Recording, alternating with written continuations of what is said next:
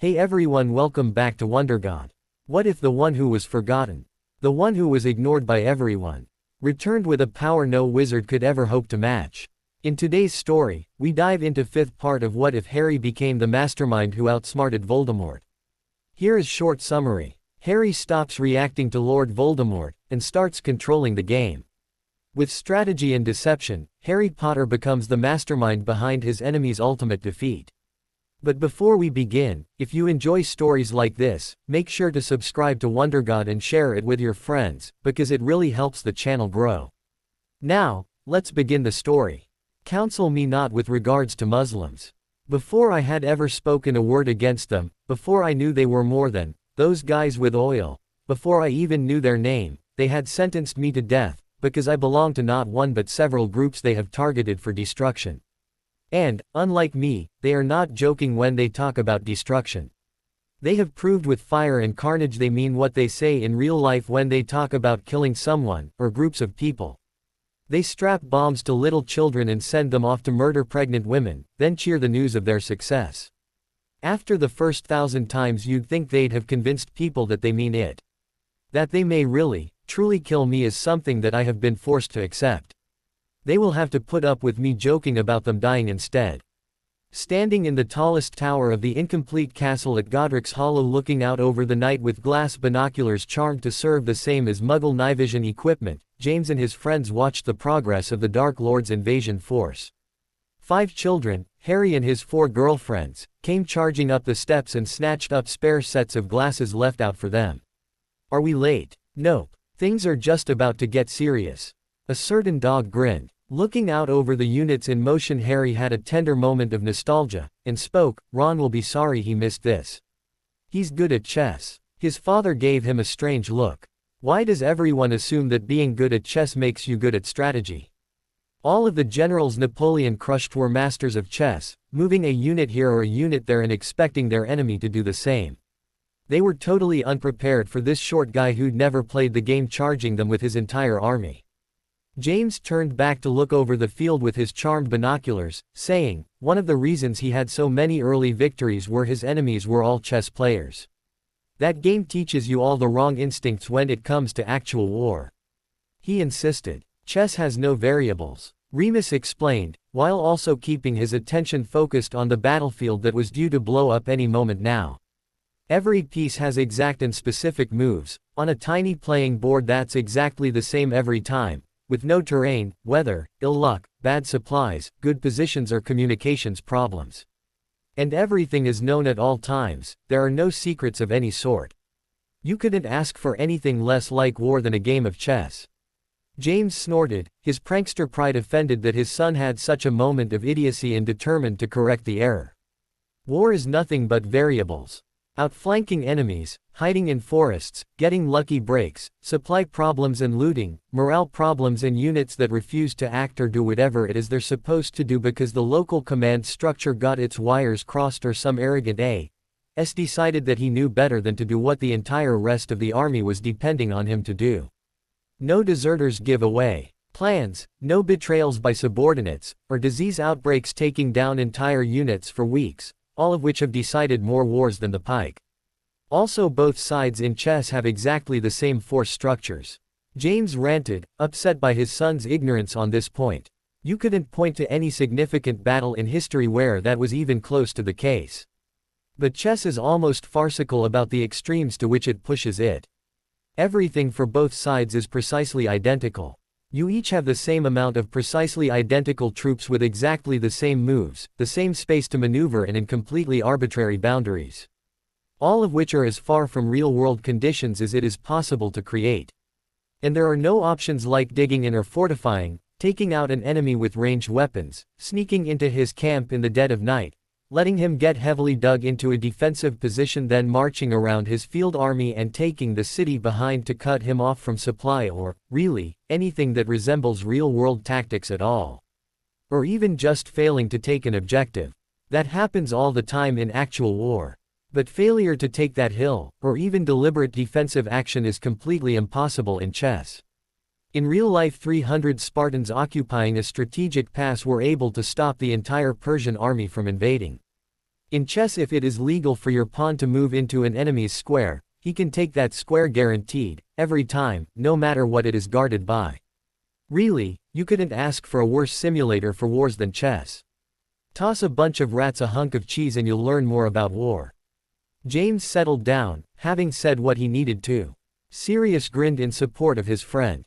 Saying someone's chess skills show that he's a skilled battlefield tactician is like saying being a Monopoly whiz qualifies him to take on Wall Street. Remus added the final clincher. Besides, if he is so good at strategy, why does his life beat so much? You'd think that if Ron was good at thinking ahead, as strategy demands, that he would have plotted out how to improve the conditions he's always complaining about. Instead, he wastes his chances, gets poor grades, doesn't study, and so has no useful skills. That doesn't sound like a good life strategy to me. Luna was nodding along. Ron expects others to carry him through life. That's not just lazy, it's stupid, and no one with the least grasp of real strategy could expect any plan so limp to succeed. Susan bent over close to Hannah to whisper, why was he so offended? Sirius dog ears caught the question, and he decided to answer it, because what is about to happen would have been impossible to imagine in the mind of any chess player. Being a prankster is far superior training for running a war. Pranking is all about finding out where the enemy has blind spots in his defenses, then using those to kick him in the nuts. And that will get you far in war, Remus echoed. Down below them, the world exploded in noise. Once they'd replaced the sodden vampires on top of the wall, Daphne and her friends stood in a circle around the wicker basket she'd been carrying ever since Harry's owl had delivered it, using the cover of their circle of robes to slip out of view and crawl within it one at a time. Inside, the space was expanded to a comfortable size, with walls enchanted to be better protection than a few feet of armor. It was not the sort of enchantment that lasted long, but they only needed it to be that way for a few minutes, if the note was right. Crawling out of the basket at the same time and at the same rate as her friends crawled within were what the note called crash test dummies with a bit of Hollywood-style special effects mixed in. To her that was all so much incomprehensible gibberish. All she knew was the basket had contained one life-size dummy for each of them that looked exactly like them, although they'd had to transfigure the clothes to match. As each dummy crawled out, it replaced a girl in the circle, and that girl could then climb down in. In this way the whole party of scared little girls climbed down into the basket to safety without looking like they were doing anything other than stand back to back watching in all directions on top of the wall, like they were told to and like all the other groups of Death Eater children were doing around them. Daphne was the last in, and once the lid of the basket closed over her head she could hear, rather than feel or see, one of the duplicates outside lifting it to lower the basket on a string down the inside of the wall. They were told in the note that was done to help keep them out of danger, and if spells were going to be flying on top of the wall, she could see how that was the case. Daphne stepped off the bottom rung of the ladder and Tracy clutched her friend into the group hug, all staring up at the closed entrance. Now came the hard part, the waiting. All at once, over the top of the town wall, in a remarkably menacing, growling tone of voice, a warning came out, "You are trespassing on private property. Leave at once. You have 20 seconds to comply." Isn't that? Hermione frowned. She was a little young when the movie first came out, but it was one of her father's favorites, and had watched it many times on their tape player at home. Sirius grinned. "I admit, they really can't appreciate our genius. After all, pureblood magicals just don't have the right background to recognize a thing like the fictional robot ED-209 from the series RoboCop. I thought I'd recognize the voice of that robot." Hermione demurred, satisfied over having been right. 5, 4, 3, 2, 1.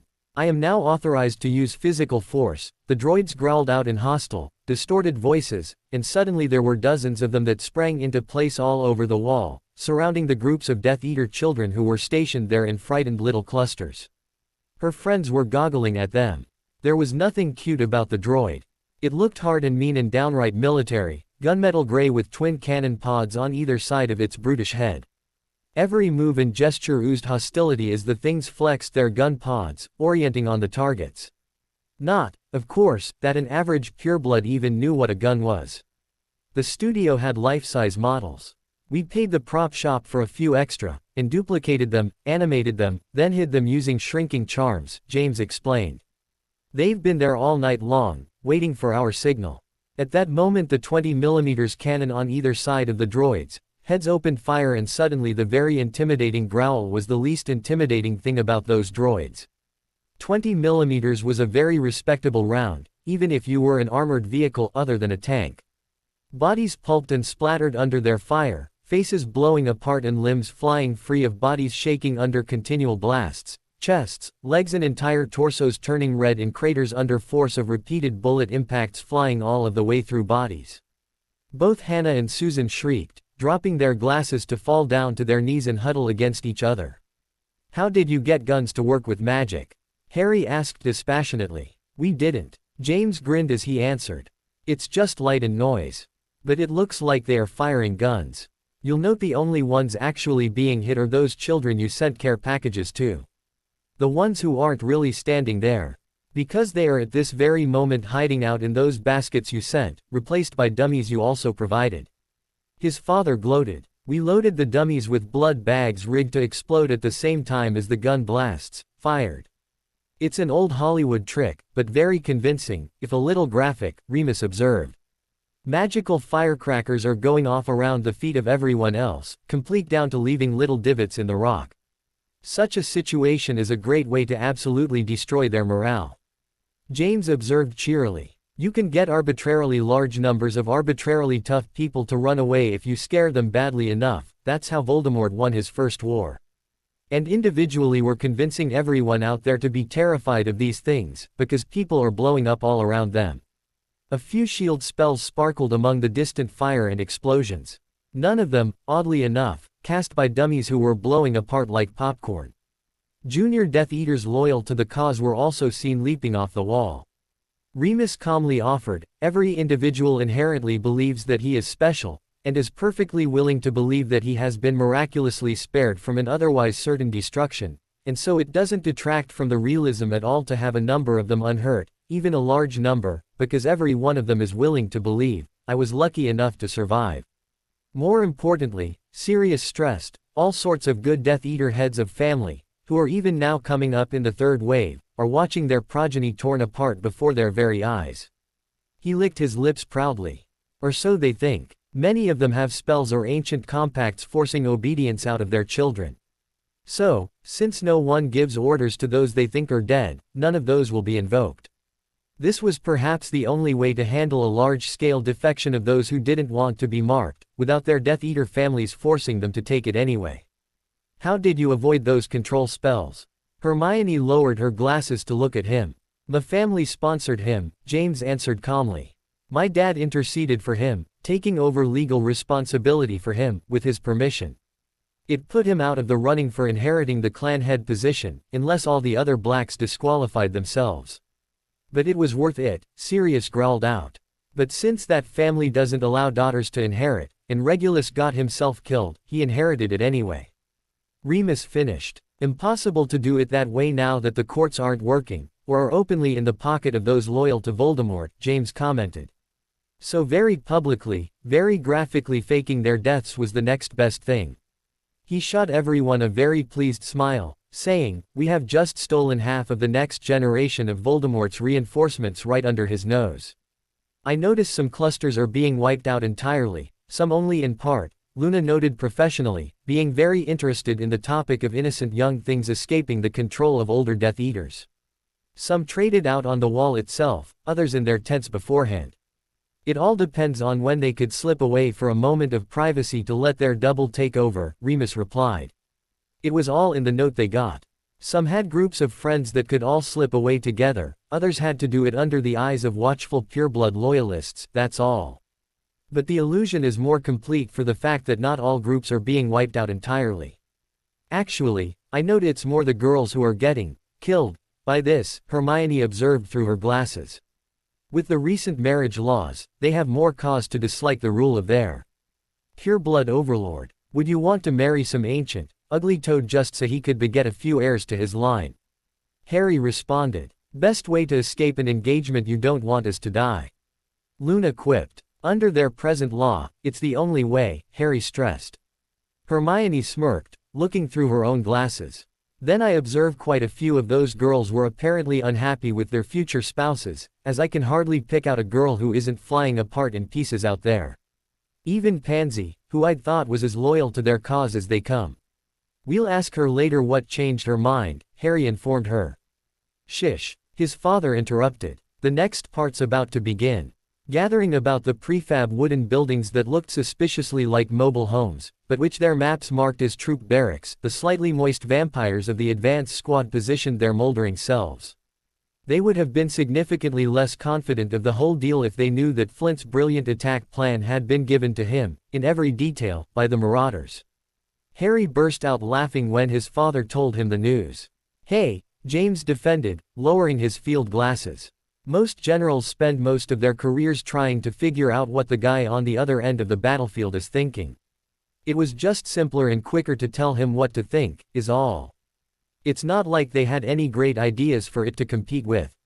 We found Flint in a bar, led him to believe we were fellow Death Eaters, spoon-fed him this entire invasion plan, then let him think he stole credit and wiped our memories of it.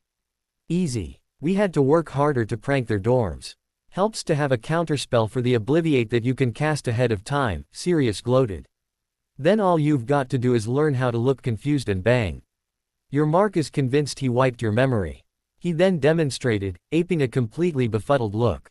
Dropping it with a grin, he said, that was how Snivelus looks on an ethics test. We slipped him one in place of his written charms owl, Remus confessed. It made for some great pensive memories, James added, then scowled. Of course, those got less fun after he learned how to fake memories and started distributing copies where he was rewriting history, showing himself as some kind of misunderstood saint. He is the one who joined a club whose sole aim and purpose is to kill people for not having the right parents. That he nearly got away with claiming we were the bad guys really offends me. Sirius brushed it off. Don't worry about it. You'd have to be some kind of drooling moron to take the word of a murdering, bigoted piece of slime-like snake. That man gleefully tormented little children. Enough said. Though they had rather drifted off topic, the action began below them. Out of the flimsy wooden structures that had been placed deliberately to offer dummy barracks for the invaders to storm burst explosions of flame, streamers of multicolored fire, sparks of every description, and rockets. Magical fireworks, James gloated. They're not just for looking good anymore. Sprays of sparks over highly flammable vampires, Sirius joked. I wonder what could happen. In the midst of this curtain of fire, dark mysterious figures appeared, standing unhurt in the midst of the blaze, and charged the vampires standing before them, cutting them down with giant, oversized swords.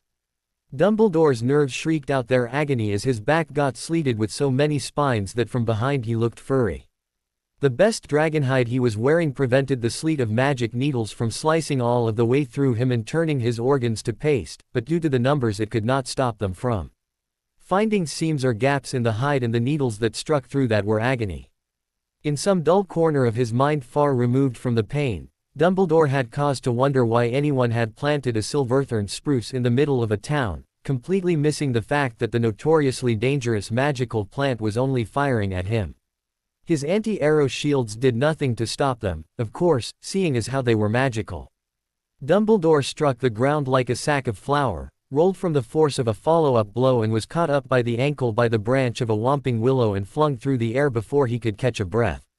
Of course, this brief but violent contact with the ground also shoved those needles that had hit him much further into the holes they'd found in his armor, jabbing them further in and snapping many off, so it would be far more difficult, even with magic, to remove them without tearing him up further. His body was also roughly 5 years old, at the moment. That insidious purple creature he'd always dismissed before now, the purple dinosaur he'd heard of when Draco had first been attacked on the Hogwarts Express, had never seemed a real issue before. The magical world had many beasts both large and scary and dealt with them comfortably. What could one more matter? Well, now he knew better. Barney the purple dinosaur was not particularly large nor strong, in fact he was barely above human on both counts. No, the true terror of that beast was not what one would expect from a big lizard, and that was part of what made it so dangerous. He sang. There were many magical songs in the world. Sirens compelled those who heard them sing, Phoenix Song had powers to empower good and resist evil, and Barney the purple dinosaur caused those who heard him to become stupid, a truly devastating ability in a world where intellect was power. From that earliest moment of contact, Dumbledore had been rooted to the spot, feeling his massive intellect shrink, as though dribbling out his ears, growing stupider by the moment as he'd heard the creature's song. For a Ravenclaw, nothing could have shocked him more, and he'd stood there like a drooling idiot as the dread monster had approached, using some form of magic to shrink the adult wizard down to the stature of a child. Too frozen by horror to resist, Dumbledore had allowed the thing to approach and lift him up in a hug, actually crushing him to death. As blackness crept over his vision, Dumbledore saw the giant maw of that reptilian monster as it had opened its jaws to bite his head off. And he'd been helpless to stop it. Really, there could not have been a more perfect assassin made for destroying powerful wizards than this lizard, first robbing them of intellect, then strength to resist it. And none of the lore he'd accumulated over his vast lifetime had prepared him for it in the least. That would have been the end of this incarnation of the great Albus Dumbledore had not another attack on this city interrupted, and a cocky vampire toughly assaulted the singing dinosaur from behind over the rights to consume this delectable childlike prey. It turns out the dead were not susceptible to the powers of music. He'd have to remember that. Ribs cracked as Dumbledore was smacked into the air by a second Whomping Willow. Having a trip much like the ball in baseball, he had one long, painful moment to reflect that he really shouldn't have survived that. But, seeing as how this Horcrux had always been intended to outlast the rest, and thus be his last Horcrux, it had been automatic for him to layer the man it would create with every defensive charm or device imaginable. The vast bulk of those now lay in a pile not far outside of his house. When one gets shrunk down to the size of a child, clothes and belts suitable for adults no longer fit. The vest made of best dragonhide now reached his ankles and served him as well as a robe. The matching trousers had fallen off first thing. Most of his charms had stopped working the moment he'd left his house. But enough of those rituals and protections still existed that he was able to experience one of the worst beatings of his long life, and still be alive to reflect on that. Ricocheting off the back of a giant who'd stepped in the way, that itself had just bounced off the outside of a house it had intended to simply wade through like a bundle of marsh reeds, Dumbledore felt his bones shattering and had a wistful thought of how much some of those charms and protective devices would be useful just now. For one blissful moment when the vampire had appeared to save him and he'd fallen from the arms of the dinosaur and it stopped singing as the two monsters had fought over who got to consume him, Dumbledore had thought about claiming the title, the hero of Godric's Hollow, by fighting off the vampire incursion. Then a hard dose of reality struck. The blasting hex he had sent into Barney's back had blown the dinosaur's torso wide open, only for it to immediately begin to reform again, flowing back together like disturbed water. While Dumbledore was still gaping in stupid astonishment over that, the vampire had broken the wizard's wand and punted him across the street, where the town's vegetation immediately began attacking him. Dumbledore could safely say that nothing in the Ravenclaw common room had prepared him for the experience of being used as a racquetball by a bunch of civic landscaping. Gryffindors were expected to learn the type of improvisation, adaptation and daring do that made chaotic, tumbling combat situations like this one if not comfortable, then at least survivable.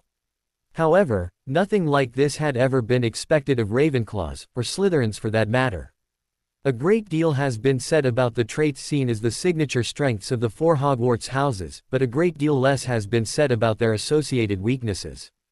The one most often sneered about has been Gryffindor, as rushing forward bravely does not often mesh well with thinking things through carefully, so they are often seen as not very clever.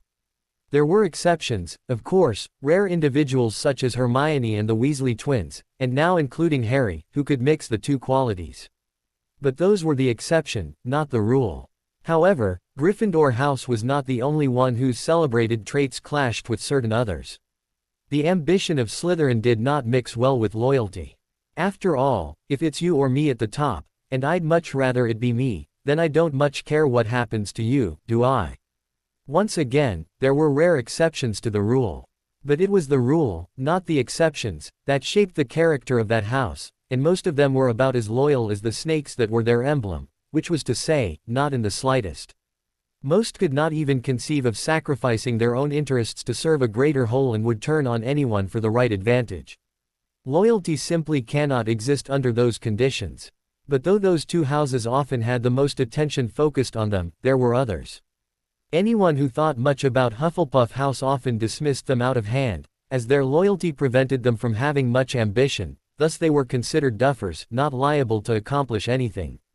They were the flip side of Slytherin, choosing loyalty over ambition. But the house least thought of in terms of weaknesses was Ravenclaw.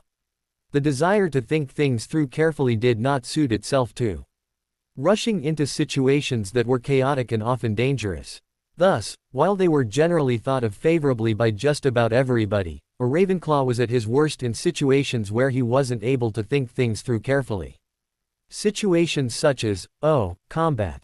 Their unwillingness to jump into situations where they would be unable to carefully consider all of their options has, a time or two, been interpreted as a lack of bravery, with, it must be said, a certain amount of accuracy.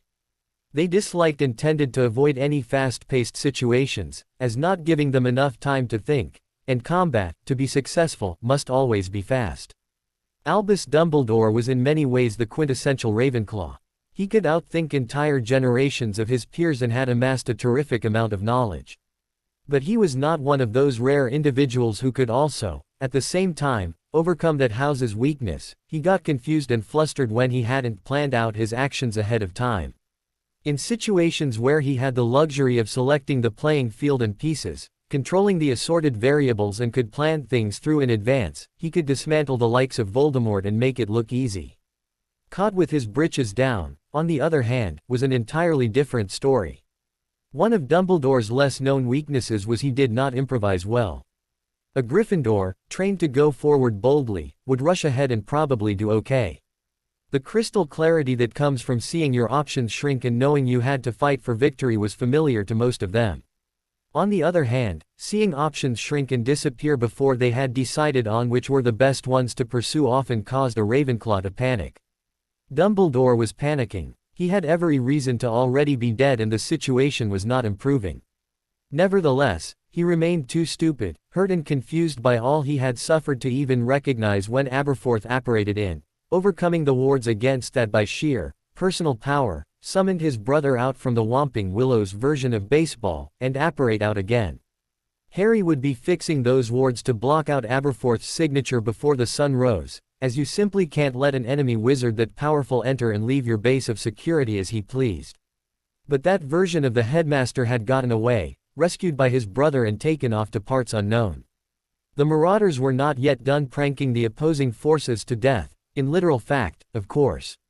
They'd always focused their pranks on destroying those pureblood supremacists who wanted to kill everyone else, humiliating them to destroy their morale if nothing else. The next stage of this deadly prank they actually owed part of to Lily, as the wizards and dwarves building the town had been far too busy to install the system they'd heard of. So it had been Lily's expertise with the Muggle world that had arranged the installation of sprinkler systems outside every home. For wizards this was unheard of, like putting a ship's prow on a bus. Not only does it look out of place, why would you want to? This was rainy old England. You could hardly pick a country less in need of artificial watering systems, unless it was one already underwater. Farmers emigrating from there all the way up to the mid-19th century generally had to run into native peoples to even learn what irrigation was. Water was just something that came from the sky. Oh, sure, some muggles with more wealth than sense installed them anyway, purely as a convenience, of course. However, for wizards, even that fell flat, as automated sprinkler systems requiring computers didn't work in a magical environment, so you'd have to turn it on or off manually, and operating the device that controlled it would be both more effort and more confusion than simply waving a wand. So wizards, even those who'd heard of them, regarded Muggle sprinkler systems as sort of useless, even among those who didn't also think they were insane. James had wanted a set for Godric's Hollow, so his wife had arranged it. The reason James wanted a set was very simple: any pipe system can be rigged to spray all sorts of liquids.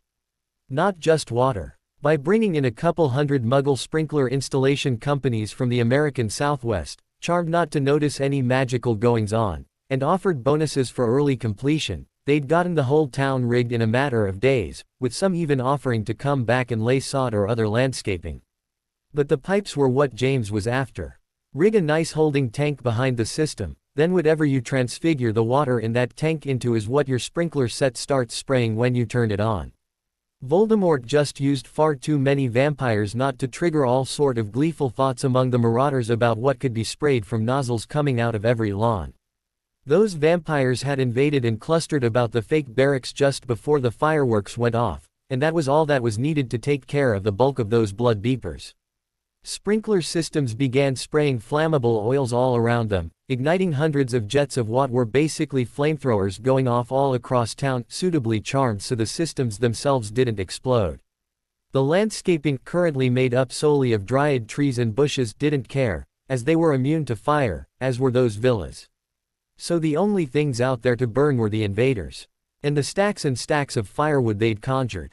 From Voldemort's camp out across the way the town went up like a giant inferno.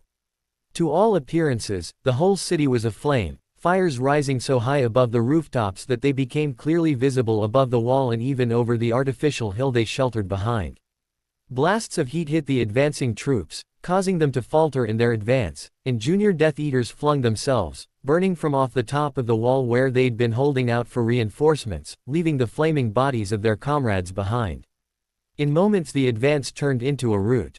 And that, James declared, lowering his field glasses, is how you conduct a war. Bloody his nose, kill his troops, draw them in, slaughter them, then convince them that they won anyway so they'll go away and leave you alone. And, should they ever learn otherwise, their first thought is to groan with disappointment over possibilities of another campaign, thinking of how many troops they lost in the first one and how little they gained, if anything. Of course, Remus licked his lips, still watching through his field glasses. This being a magical war, the fighting doesn't necessarily end when one side gets utterly crushed and annihilated. Egypt is proof that wizards are apt to leave all sorts of deadly traps and dangerous guardians behind even long after the people who constructed them are extinguished. Below them, inside the inferno, dark, mysterious soldiers who had emerged from the midst of the ruined barracks began charging towards the outside walls, clearing them in mighty leaps, then laying into the retreating Death Eaters with their enormous swords. Animated figures, Sirius answered the children's, in-spoken question. Cast out of solid brass, which is easy to enchant, then covered in thick plates of solid iron, which resist spells fairly well. Here he broke into a manic grin. Of course, it was my idea to cast them in the shapes of space marines. Death Eaters screamed as their retreating fellows were chased into their camps by rocket-pack-powered jump troopers wielding a frightening array of huge axes, chainswords and flamethrowers. We couldn't figure out how to replicate most of their traditional armaments like missiles, bolt pistols, lightning gloves, or most of the projectile weapons in their inventory, Remus explained. But flamethrowers are easy, and big axes suit most purposes. You used magic to create an army of soldiers? Hannah asked, uncurling from around Susan as, for the moment at any rate, the slaughter seemed to have stopped. Yes. Unfortunately, we couldn't make them good soldiers, James told the girl, as down below one of the land speeders crashed into an obstacle at high speed and began pinwheeling across the countryside, shredding itself and its passengers as it went. Of course, this happened right through the middle of the Death Eater camp, shredding tents and occupants along the way, so it was hardly good for the fleeing purebloods' morale. Tents were burning. Chaos spread everywhere as what had been a rout of the advancing troops became general to the whole army, Death Eaters in their nightgowns popping out of tents, seeing the general anarchy of war right there on their doorsteps, then doing anything to escape to safety. House elves from Godric's Hollow were already looting the camp under cover of the confusion as Voldemort's proud followers scattered like startled children, screaming as they ran every which way. James's grin was feral. And, to add insult to injury, we just happened to have planted in Flint's invasion plan where all of this mess is supposed to retreat to, and their fallback positions after that, just in case some of those buffoons try to rally. And, you guessed it, we have more of those animated troops waiting to spring on them there. Voldemort's camp burned, the screaming easily reaching their ears over a mile away. Among the very few Death Eater children loyal to the cause in that fight to cover themselves in glory was, surprisingly, little Draca No Name, who not only cast a shield spell to cover herself from the ED-209 model to attack her small party, but actually cast a curse back at the puppet, which promptly exploded from her blasting curse. This made her the only child to not only defend herself, quite a few did that, but also take out her attacker. Then, in a display of cowardice best reserved for bullies when they spot an authority figure coming by, the gutless wonder flung herself off the wall at the first hint of fireworks before the entire town exploded in flames.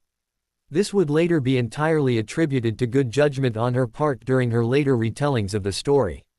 And, as it made her one of the few children to escape the blast more or less unharmed, few challenged her assertions. Fleeing back to camp with yellow streaks down both legs, one of the Space Marines tripped while pursuing her, and she would later claim whole credit for having killed it, this, in spite of the fact that it got up again after. Fleeing through camp, not stopping for the mind-numbing terror occupying her mind, she paused only to rob a tent of a broom, a purse, and a sackful of rations, before flying out the other side of camp.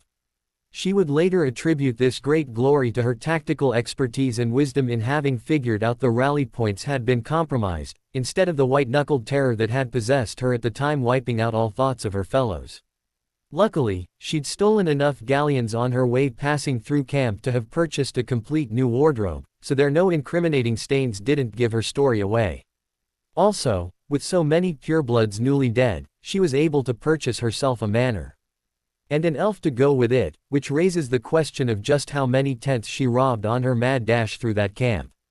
A much older Dumbledore was waiting in the underground chamber viewing this school year's memories recorded by his original self in a pensieve as his brother Aberforth brought in a much younger version of the headmaster. Not bothering to disturb the older Dumbledore, Aberforth dipped into the healing knowledge his brother had forced him to learn for just this sort of occasion and began to ply healing spells and potions on the injured child version of his lord and master. It was not long before the older one pulled his head free of the pensieve. "I have been a fool," the older Dumbledore declared, silvery liquid dripping from his beard as he considered the recorded memories he'd just seen. It had long been his habit to record each day's pertinent memories for later review. Originally, before his occlumency was perfect, this was to ensure that no one tampered with his mind without him knowing about it. Then, after he had started the practice, it became clear this was a useful way to catch clues, undercurrents to conversation, and other useful tidbits of information he might have missed on actually experiencing them, but that were plain on reviewing those memories again. It was not for no reason he was viewed as insightful, even prescient. Since memories could be reviewed at 50 times real speed, this cost him very little, and was a tremendous boon to his activities. An hour of memory could go by in a little more than a minute of real time. Nearly 2 months could be reviewed in a single day. This was a very useful tool for determining what went wrong, when, how and where in his various schemes. Sadly, success can sometimes do more damage than even the most bitter enemy. In this case, overconfidence had become his foe, for the habit of reviewing his recorded memories had taught him so much about how to read people and predict events that he had felt he needed those reviews less and less. Having gone over his memories as a daily practice for nearly a century, then as a weekly one for decades more, it had become monthly, then lapsed altogether except for special occasions. He was now bitterly cursing his own hubris in doing so, as several things that had caught his original self off guard were now obvious in review. Still, at least the habit to record every day's memories had remained true, and this backup of that stash, kept by Aberforth, had become invaluable, showing the course of this entire war so far. Fortunate indeed that he had been so far-sighted, as the Horcruxes do not automatically know all that the other soul fragments have experienced. If it had been so, the diary of Tom Riddle would have known all he needed to about Harry Potter, and would not have required a year wheedling that information out of a devoted fangirl. The older Albus looked over to where his brother was working on fixing the wounds of his childlike double. "Have you finished there yet, Abe?" "No, Albus." Aberforth was not permitted to shorten his brother's name, in spite of it being done to him. "Your other self has been cursed with stupidity, shrunken down to a childlike state, and finally shot through with so many Silverthorn spruce needles that it nearly amputated his arms. Kill him and start over with a new body, then," the older Albus ordered callously. "Just make sure the Horcrux survives."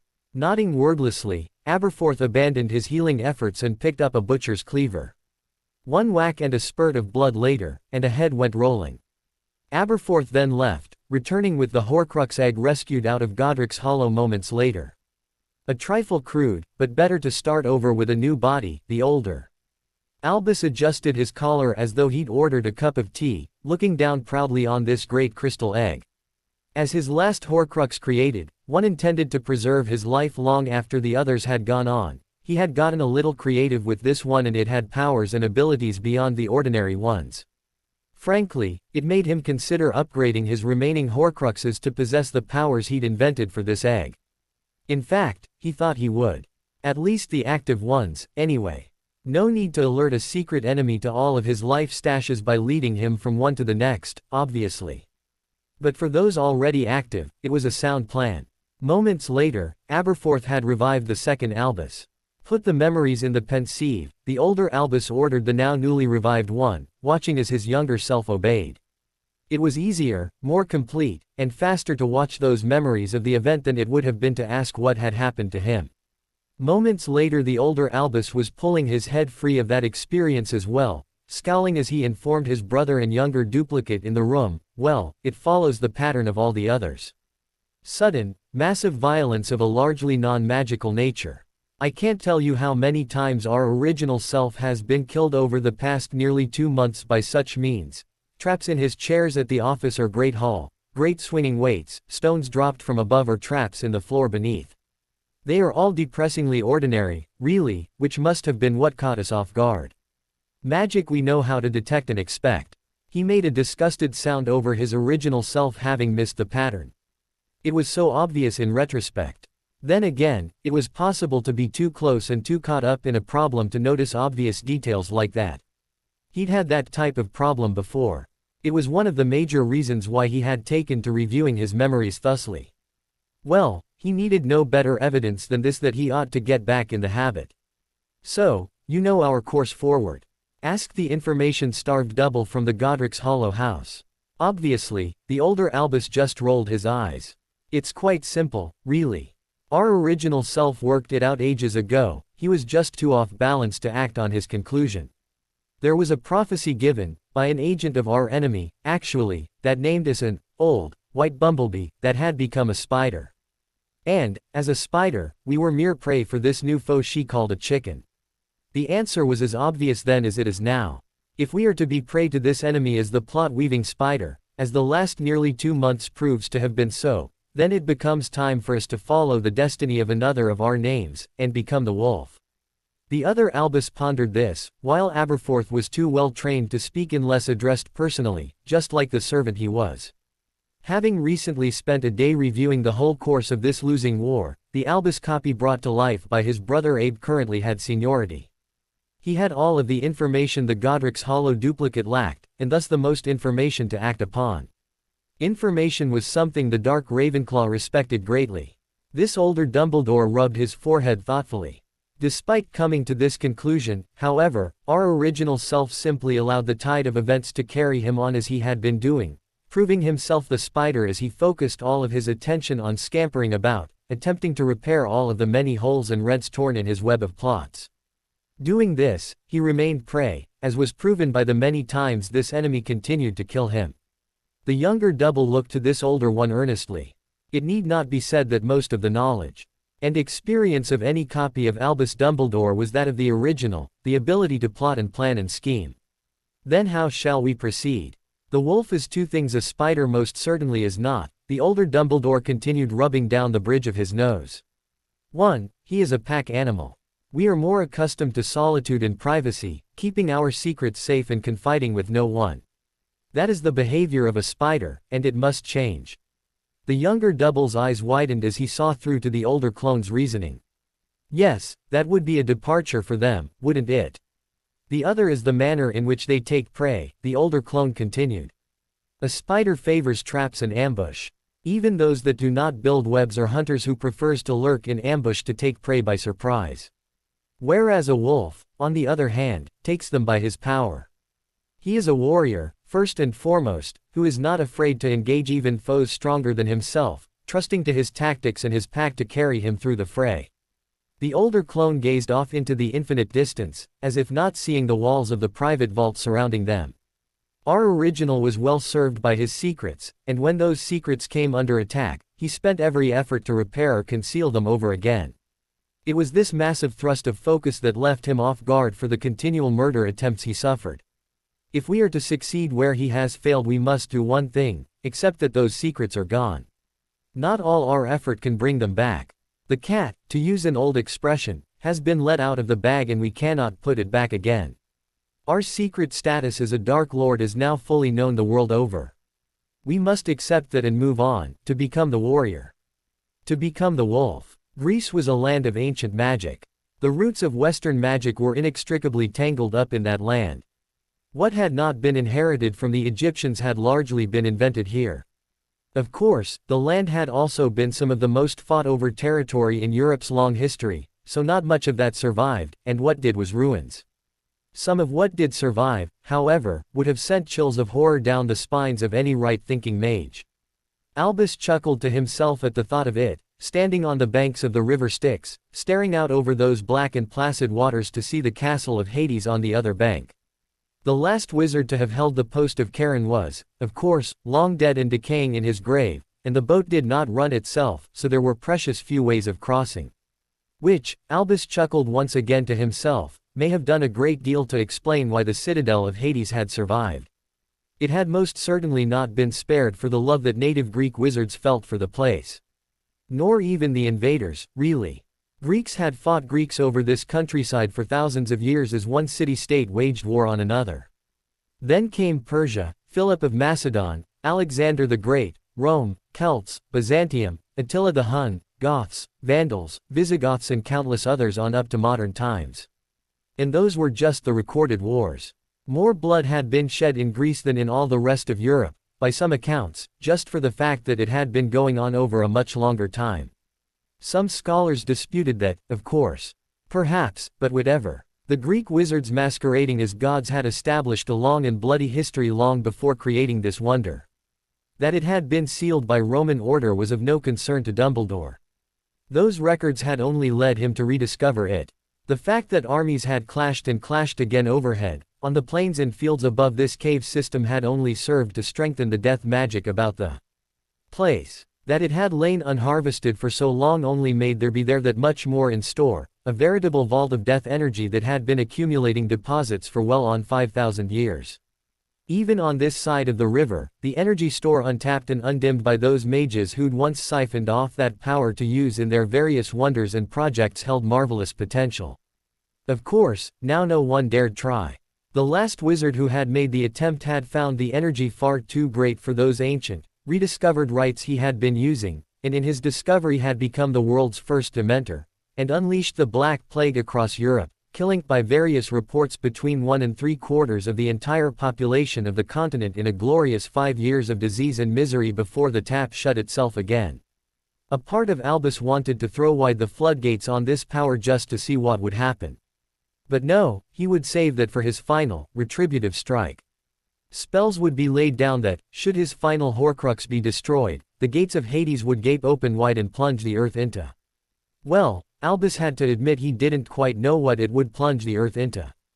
All he knew was with that much accumulated death energy released to run free, it wouldn't be healthy. And, if the Black Plague was anything to go by, people above would not be happy. But then, if he couldn't rule the earth, he didn't see why anyone should enjoy that privilege. It would either be his, or it would be destroyed. He would see to that. Still, Albus permitted himself to release a long, nostalgic sigh. This cave was going to have been one of the first stops he and Gellert would have made on their world trip together. He turned to his friend with a twinkle in his eye. Better late than never, E.H. Gellert. The Dark Lord Gellert Grindelwald stepped up beside his lifetime companion and peered down into the inky black water. We'll never get across with just the wand, Albus. Curse the last ferryman for distributing the articles of his office amongst 3 brothers, just for crossing a river. Albus placed a loving hand on his companion's shoulder, eyes twinkling full force as Gellert's freed followers went about their ritual setup behind them. We have argued this many times, my friend. How many times have we tried calling up his shade so that he might answer? At the end we may only guess what his motivations were. I maintain my position, however, that when he saw the 3 brothers create that bridge, he saw something unique about it, a property that, at a guess, would have permitted them to cross the river Styx without the use of his ferry. And, being in the final hours of his own life, saw in them his natural successors. It is even probable that he felt the spell to create that bridge would become widely known, and thus end the protection this river provides, and end the need of a ferryman forever. And I still maintain he was a fool, Grindelwald replied very gruffly. Better to have slain them himself to seal the spell, and kept the set together by finding his own replacement. He ought to have maintained the office, as others had done before him. Again, perhaps, Albus agreed with a twinkle and smile, removing his hand as he turned about to the ritual site. Still, it matters little enough to us today, as it is not our mission at present to cross, for we came here without the intent to claim the throne of Hades. Not yet, Albus. Not today, Gellert agreed, still staring at the castle with a fire in his eyes. The fierce intensity behind the expression was marred by an impotence they both well understood. For the river Styx was a unique magical feature, and formed a complete ring about the island where rested the citadel of Hades. Some might even say that ring was an inappropriate word, as it implied two dimensions, when sphere came far closer, as there was no way to enter this cave, or approach the castle without arriving on its banks. And, while seeming placid, the river was fierce even just beneath the surface. Not so much a cave as a dimensional weak point. A city the size of medieval London lay on an island surrounded by waters more than a football field wide, and above it all stood the black castle of Hades. Flying, climbing, digging and swimming were all impossible. The waters would dissolve anything that touched them save living tissue. Magic was impossible to use upon the Styx, or anything that came in contact with it. And any living thing to touch those waters instantly forgot its entire life. Worse, on being disturbed the waters instantly erupted in towers of flame. So, on touching those waters a man would become as helpless as a newborn, drawn in by undercurrents to simultaneously burn and drown. Actually, forgetfulness was only one of its 5 properties. Later Muggles who'd forgotten the original myths would interpret the Greek underworld as having 5 rivers, wrapped 9 times around Hades.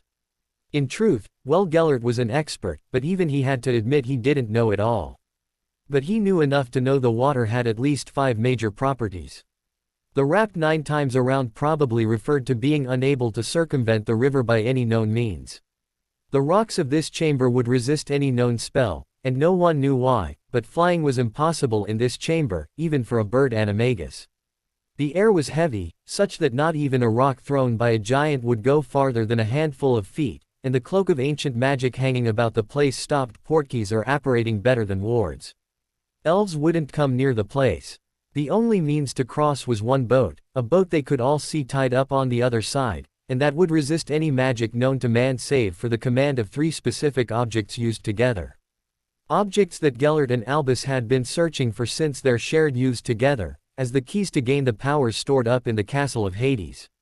But Albus was right, crossing was not what they were here for today.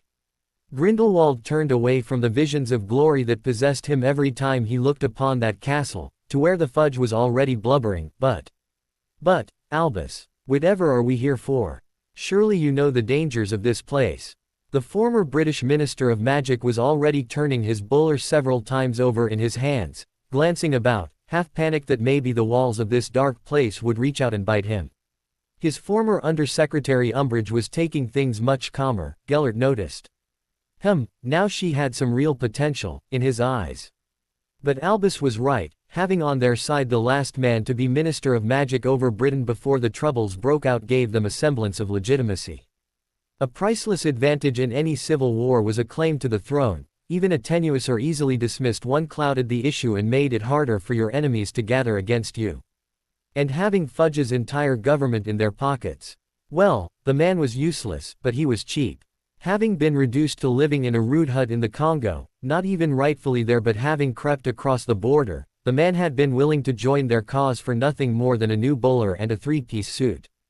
And with him on hand, it had been easy to recruit all of his former aides that had been thrown out of England with him. Some had been willing to join up for a bowl of soup. They were a lazy lot, incompetent and ineffectual, but together they gave their side as much claim on the British magical government as Voldemort had. Not that they expected to take it through legitimate means, by any count, but it would confuse those who fought against them more. And if the world couldn't make up its mind who to root for, so much the better. They'd be in control again before anyone figured out Albus was the one leading this faction. They might never find Grindelwald was involved. Besides, he and Albus had turned worse wizards than these into competent soldiers, when times called for it. And they most certainly did. But Albus had been busily reassuring Fudge while Moody patrolled around on his peg leg, keeping the rest of Fudge's crowd in line. "Ah, my friend, I know of the dangers on which you speak. But really, all that can happen to you or I from the worst accident is a simple obliviate-like effect. Erasing a man's entire life, Albus." Fudge protested, spittle flying from his face as he nearly tore the new bowler in two in panic. "I mean, it's one thing to cause a few muggles to forget a dragon or two, but—" Words failed the former minister as he tried to express how much he feared losing those few useful skills that he had acquired during life. Instead he just settled for gazing on the inky blackness of those waters in fear. "And I have a remedy for that, too, my dear friend." Albus patted the distraught former minister on the shoulder, reassuring with kind words. "Just trust me, as you once did, and all shall be well, for all of us." Those words were enough to get Fudge's attention moved from the inky black waters to the face of his old comrade. "But Albus, those things they've been saying about you." This nearly elicited a laugh from the old man. "Ah, Cornelius, are they any more true than those things said about you?"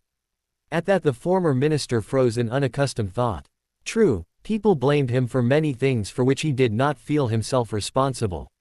How in the world was he to know what was up with the boy who lived all those years in the Muggle world? People hadn't told him. And thus, in the genius of Albus Dumbledore, he'd won a convert, because by tying his own foul deeds in Fudge's mind to accusations against himself the former minister did not believe to be true, both got dismissed at once, as the politician decided that, not being guilty himself, Albus must not be either. Hogwarts headmaster was already leading his easily deluded friend near a changing screen set up on the banks of the river. "It's really quite simple, Cornelius. Some unseen force working behind the scenes has discredited us both, casting our entire country into carnage and bloodshed. We alone are what's left of those who might be able to stop it. So I must beg of you to accept the great power this ritual shall provide." Fudge, no more than any politician, loved power, but one word caught his mind. Ritual. The man looked about, startled, seeing many of those assembled for the first time. What ritual? Nobody ever said anything about a ritual, did they? Actually, they had. Multiple times. Just not, apparently, when the blithering idiot had been paying attention. But Albus did not permit his fond facade to falter. "Oh, yes, Cornelius. For you see, it's really a routine thing, but when we go back to England there may be a small amount of danger, and so we are going to partake in a ritual known to old heroes which will make us all but impossible to harm." Opening his mouth during the middle of this to object, Fudge closed it again upon hearing those words, impossible to harm. Really, he was not a brave man, and on hearing about danger was willing almost immediately to form a committee to determine who had to deal with it, making sure, as he did so, they did not have power to select him, naturally. But the idea of being practically immune to harm was an appealing one, as braving dangers in perfect safety, of course, was naturally a great way to attract votes. Actually, it was far more dangerous than the former minister knew. Muggles who knew part of the original myths had split this river into 5 when talking about it. The old Greek names would mean nothing to Cornelius, but the 5 properties of the river were called forgetfulness, pain, hate, fire, and the one that actually scared Albus Dumbledore most of all, lamentation. He was scared because he didn't know exactly what it meant. The ancient Greeks had possessed a tendency to wax poetic that left a regrettable lack of clarity to their words sometimes. The river of pain was also called the river of sorrow, which was fairly easy to see as, "You are sorry you touched that, as it hurts so bad," was a simple, poetic interpretation. Hate was another property he well understood, as he possessed scrolls written by those ancient Greek wizards who described the great hatred of this river as destroying anything it touched. Thus, the property of the Styx destroying all non-living tissue was attributable to that. On lamentation, however, he had no idea. They'd just have to find out. One thing he did know, was that the ritual they were about to attempt, that of following in the footsteps of Achilles by dipping themselves in the river Styx to acquire invulnerability, was not something that other Greek heroes had attempted with any degree of success. Really, You'd think among a warrior people, the property of invulnerability would be so popular that if it was as simple as a mother holding her son's heel to dip her child in the Styx, that Greek mothers would be queued up in lines to bathe their children in this river. They almost certainly would then have grown so bored fighting each other that they would have spread out, colonizing the world just in a search for someone who wasn't invulnerable to fight, which might have explained certain migration patterns. But if so, the exact parameters of the ritual were soon lost. It was also possible that outside of that one instance with Achilles, they never got it to work. Or, if they had, nobody bothered reporting it. But you would think the odd invulnerable warrior would stand out a bit. They were certainly not shy about boasting of their other deeds or attributes. Again, perhaps, but whatever. Albus was certain he had it close, and if they did not achieve invulnerability today, there would be other attempts. The key really seemed to be in the contradictory myths of how Achilles came about his marvelous invulnerability. In one set, he was dipped by his mother into this river; in another tradition, blamed on Phoenician influence, he was bathed in ambrosia before being passed through the fire, a form of human sacrifice that, in this instance, was said to have burned the mortal parts away. Since many did not believe that a mother would breed her son, then fry him, in order to obtain immortality for him, as that could only be the immortality of a ghost, that had focused the efforts of most researchers on this river, to their lasting disappointment as virtually all claimants on the power died. Albus, however, was willing to experiment. And, having obtained a supply of ambrosia, was willing to liberally coat one or two servants in the material, then dip them in this river, to see what would result from it. Actually, he was quite confident that the conjunction of the two myths could be found quite easily in this method, as the river both burned and had other properties. So, passing through the fire, and dipping in the river might indeed be the same thing and, with a light coating of ambrosia, invulnerability might indeed result, at a mere cost of all of one's memories, naturally. Harmless for a child who had none to speak of. More tricky for an adult. "Are you ready, Gellert?" Albus called out once he had Fudge calmed to a sufficient extent that he could leave the ex-minister alone for a while. "Almost done here, Albus," came Gellert's voice from the river side of the screen. "Excellent." Dumbledore nipped around the screen to see the results of this experiment, and was quite gratified to see them matching his expectations. As expected, the animal not covered in ambrosia had burned through completely. That was as anticipated. Then, seeing as how ambrosia was too expensive to waste on mere animals, a minor ministry file clerk from Fudge's administration who'd been in a position that ought to have known about Harry, and seen to it that he'd gotten better treatment, had been breaded and put into the river. Surprisingly, yet to Albus, immense gratification in his own brilliance, that man had lived. Horribly mutilated by the flames, yet he lived. It became apparent in this that the rejuvenating qualities of the ambrosia were not entirely cancelled out by exposure to the Styx. Excellent. The man had burned, naturally, yet not quite to the point of death, and the ambrosia had nearly regenerated that. Another dose, and the man's wounds ought to be fine.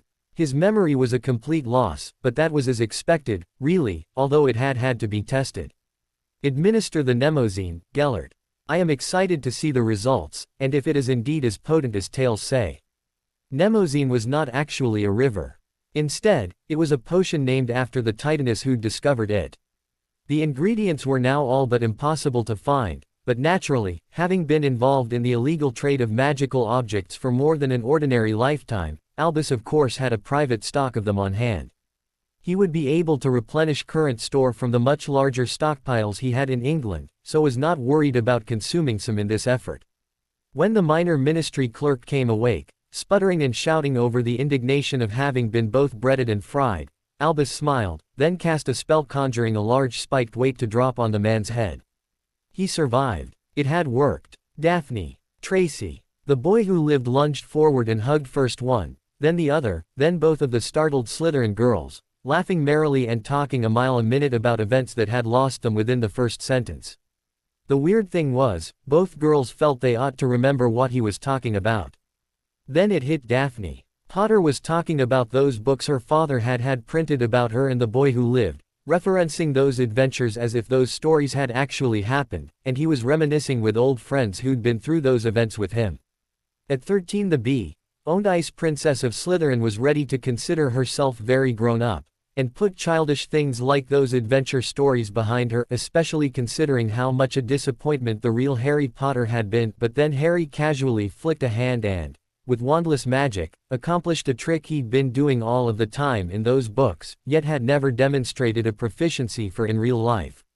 It was enough to throw the Slytherin Ice Princess for a loop when he levitated 7 girls at once out of that wicker basket, without any seeming effort, and wandless and wordlessly to boot. That was boy who lived level of magic right out of the adventure stories, the likes of which were unseen by Harry Potter, or indeed even Dumbledore. Daphne stared at the boy with new eyes, determined to get the measure of this new mystery, and perhaps change her opinion of Harry Potter. After all, if she was honest with herself, she did owe the boy a life debt for having sent his owl with the means to get out of the slaughter on those walls. Even from where she stood, the burned and mangled bodies of those he hadn't saved were evident. And the weird thing was, she could almost remember those events from those adventure stories he was talking about. Regardless, the boy seemed determined to treat her and Tracy as lifelong friends, and Astoria too, for that matter, adding her to the three-way hug the moment she was out of the basket. And, since this boy seemed to be on top of the current social ladder, those Slytherin girls calmly accepted this arrangement, for now. Tracy was even staring at the boy as if seeing him for the first time. "Ah, Severus. How are you, my old friend?" Albus embraced his favorite assistant and key, Ed the man on both cheeks. "Did Aberforth find you all right?" he asked, unnecessarily. "Yes, Albus." Snape touched both his own cheeks, wondering over the change in his old master. The jovial, Santa Claus air was usually reserved for when he was putting on performances before the plebs. "Ah, yes. The former ministry workers all about." That explained it. Of course, no way was Snape going to admit that he'd been devoured by one of Hagrid's newly acquired pets long enough ago now that when Aberforth found him he'd been an integral component of a pile of hippogriff droppings. So defaulted to, "Yes, I'm fine." He'd never hear the end of it if someone like Potter were to overhear that Snape was, totally and legitimately, a walking piece of shit. However, nothing he did could alter the fact that the magic that restored him to life could not, change the historical fact that at one point he had entered an animal's digestive tract and emerged from the other side, through a natural process no one wanted too accurately described. That left only one definition for what he was. If James Potter were still alive he would laugh himself to death over this. Snape realized he would never live it down if this shame was even hinted at to certain parties, so was determined that this little fact should be kept secret insofar as possible even from Albus Dumbledore. Since no outward trace of the experience he'd been through existed on his newly restored body, which looked pretty much as it always did, Snape felt certain he could conceal this minor yet annoying fact just fine. But Dumbledore was already rambling on with introductions. "Ah, Severus, have you met Gellert? You know each other by reputation, I am sure."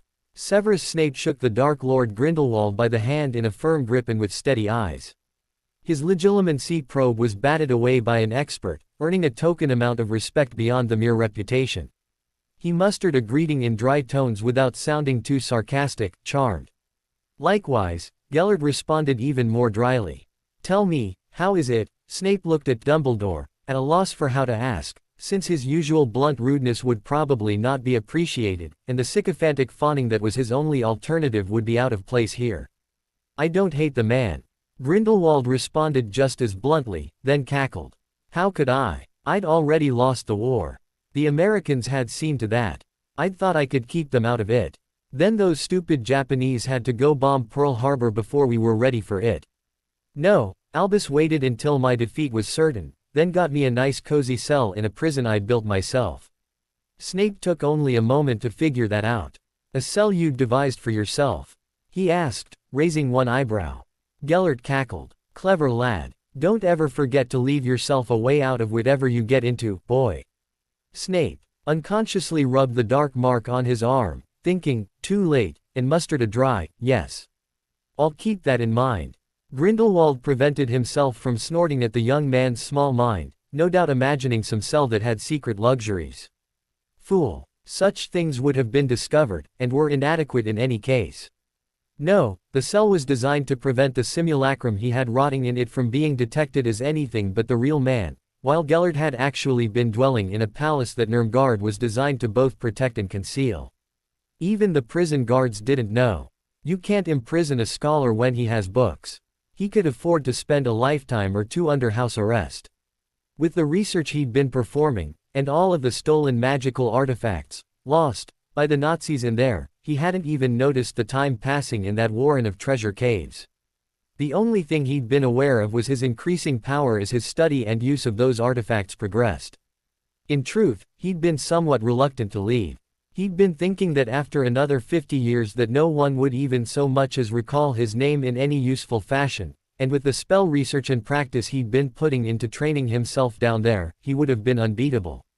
Still, Albus admitting that he'd both discovered and identified the cloak that belonged to the ferryman, and was part of the set that enabled Karen to command the boat to cross the river Styx, had been quite a lure. One didn't often get a chance to grab such an artifact. Dozens of lifetimes might go by before it surfaced again.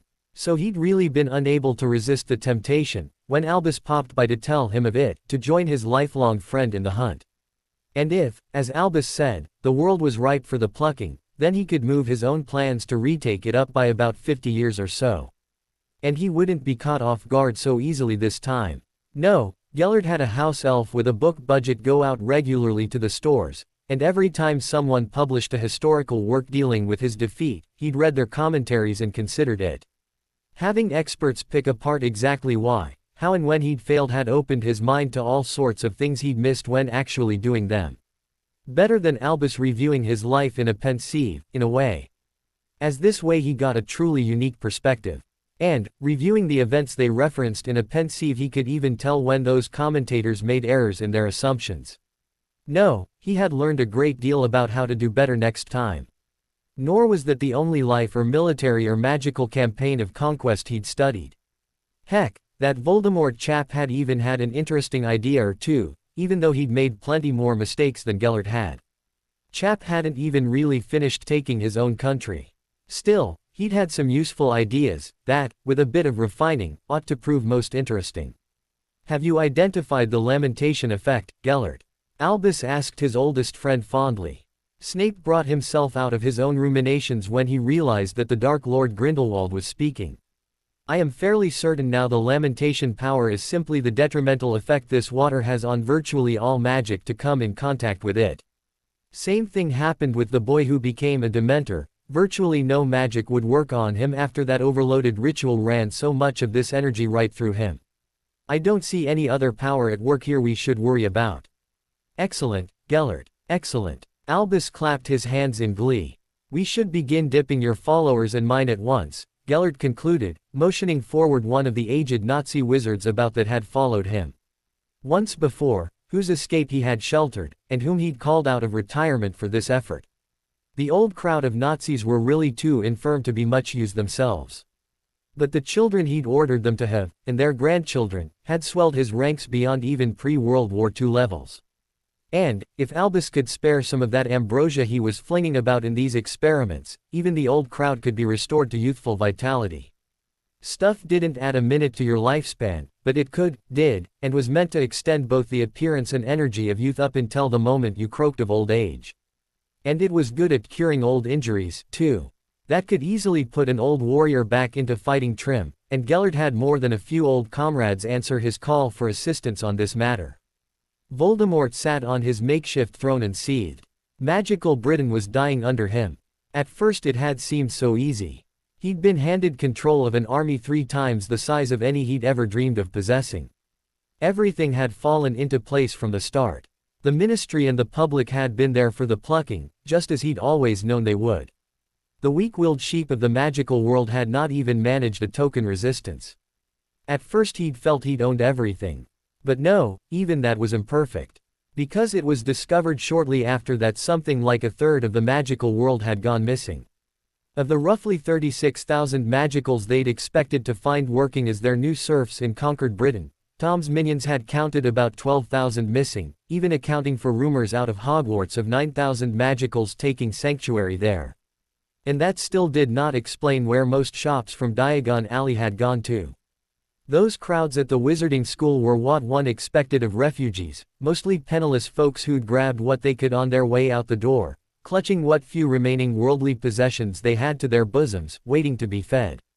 Not an inspiring picture of the last bastion of light. Of course, still stinging from his most recent, and costly, victory, Riddle hadn't quite worked out yet that Hogwarts wasn't exactly the last bastion of anything. He knew something had been going on in Godric's Hollow, but wasn't entirely clear as to what. For all he knew, it could be a single eccentric wizard with a passion for walls and a big ward allowance.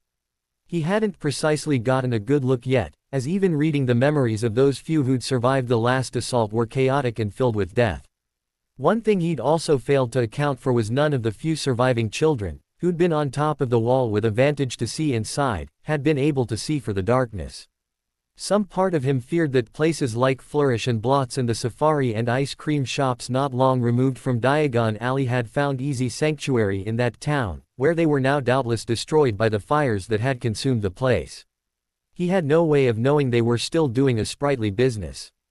And his rage would have been terrible had he even suspected that. What with the closing of Gringotts, nobody was doing business in the rest of magical Britain.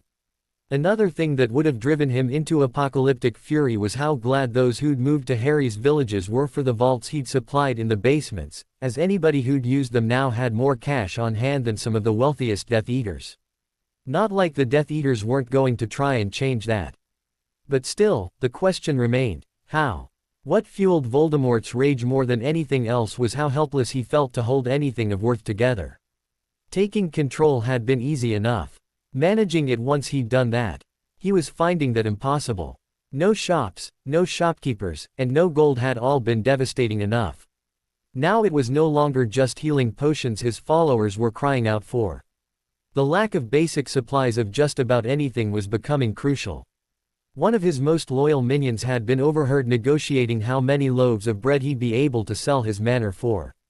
The answer was 3. Supply of his troops had dropped to the lowest levels ever, and that was just one factor contributing to their discontent.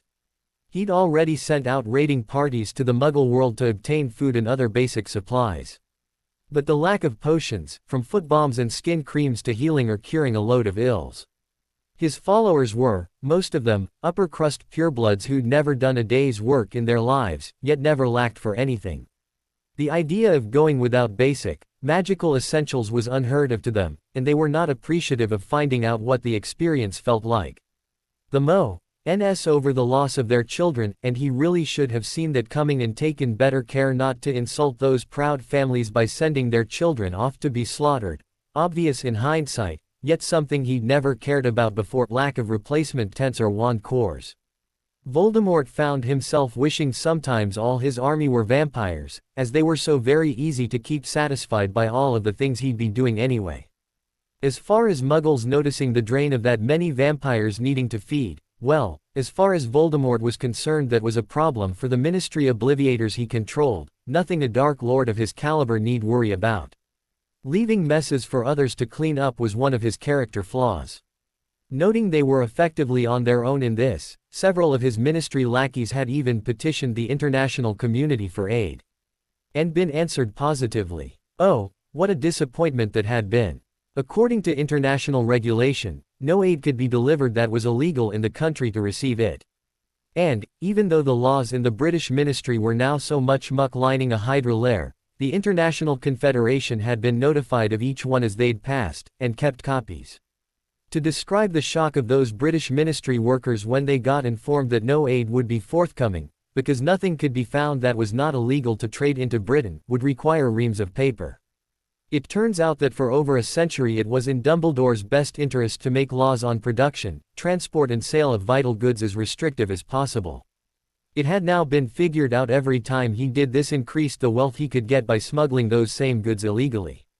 But they had long since crossed the point where the wizarding economy of Britain could not function without smuggling.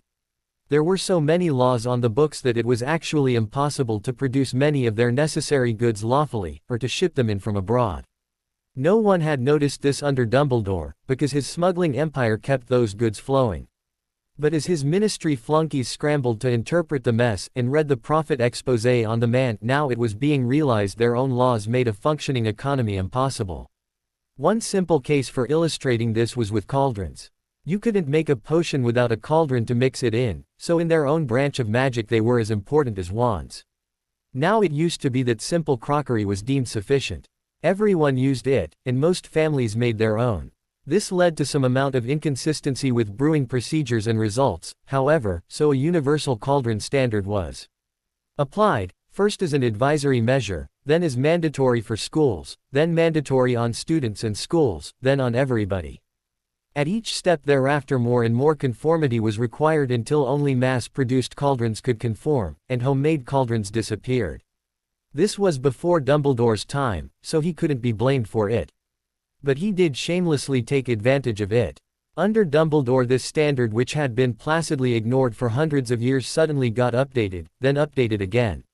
Certifications for those working on the production process began to be required, then licenses, and more licenses and certifications, until it reached its current point where a person was literally required to spend 146 consecutive years in school, pay more gold than was in the ministry's annual budget, and obtain forms which had never been printed much less filled out before they could work in a shop that made cauldrons.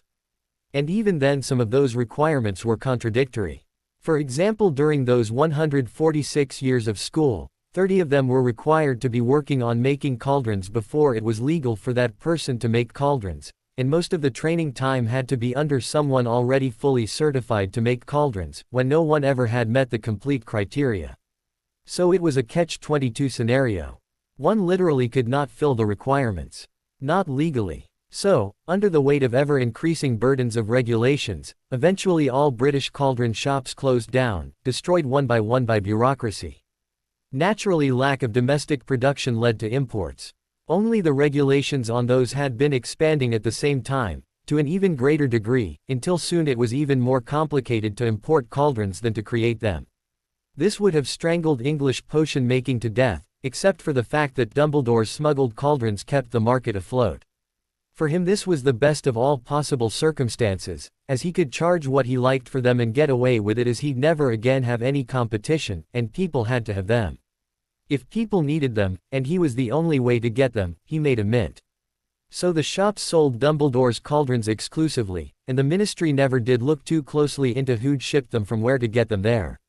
But when the smuggling pipeline dried up, suddenly no more cauldrons, and there was no domestic production to take up the slack. And now international aid on them was being refused, and this was just one good among many. Naturally, on learning about this, people began to look into what happened. But it would be ages going through the endless reams of ministry regulations to find just how they'd strangled their own markets to death, and until that got untangled and they knew what laws to repeal, no one could even know how to begin to fix the situation so they could make or import cauldrons again. And until then, no aid. They couldn't even read those records until they'd somehow recovered them from being a soggy mess serving as hydra bedding.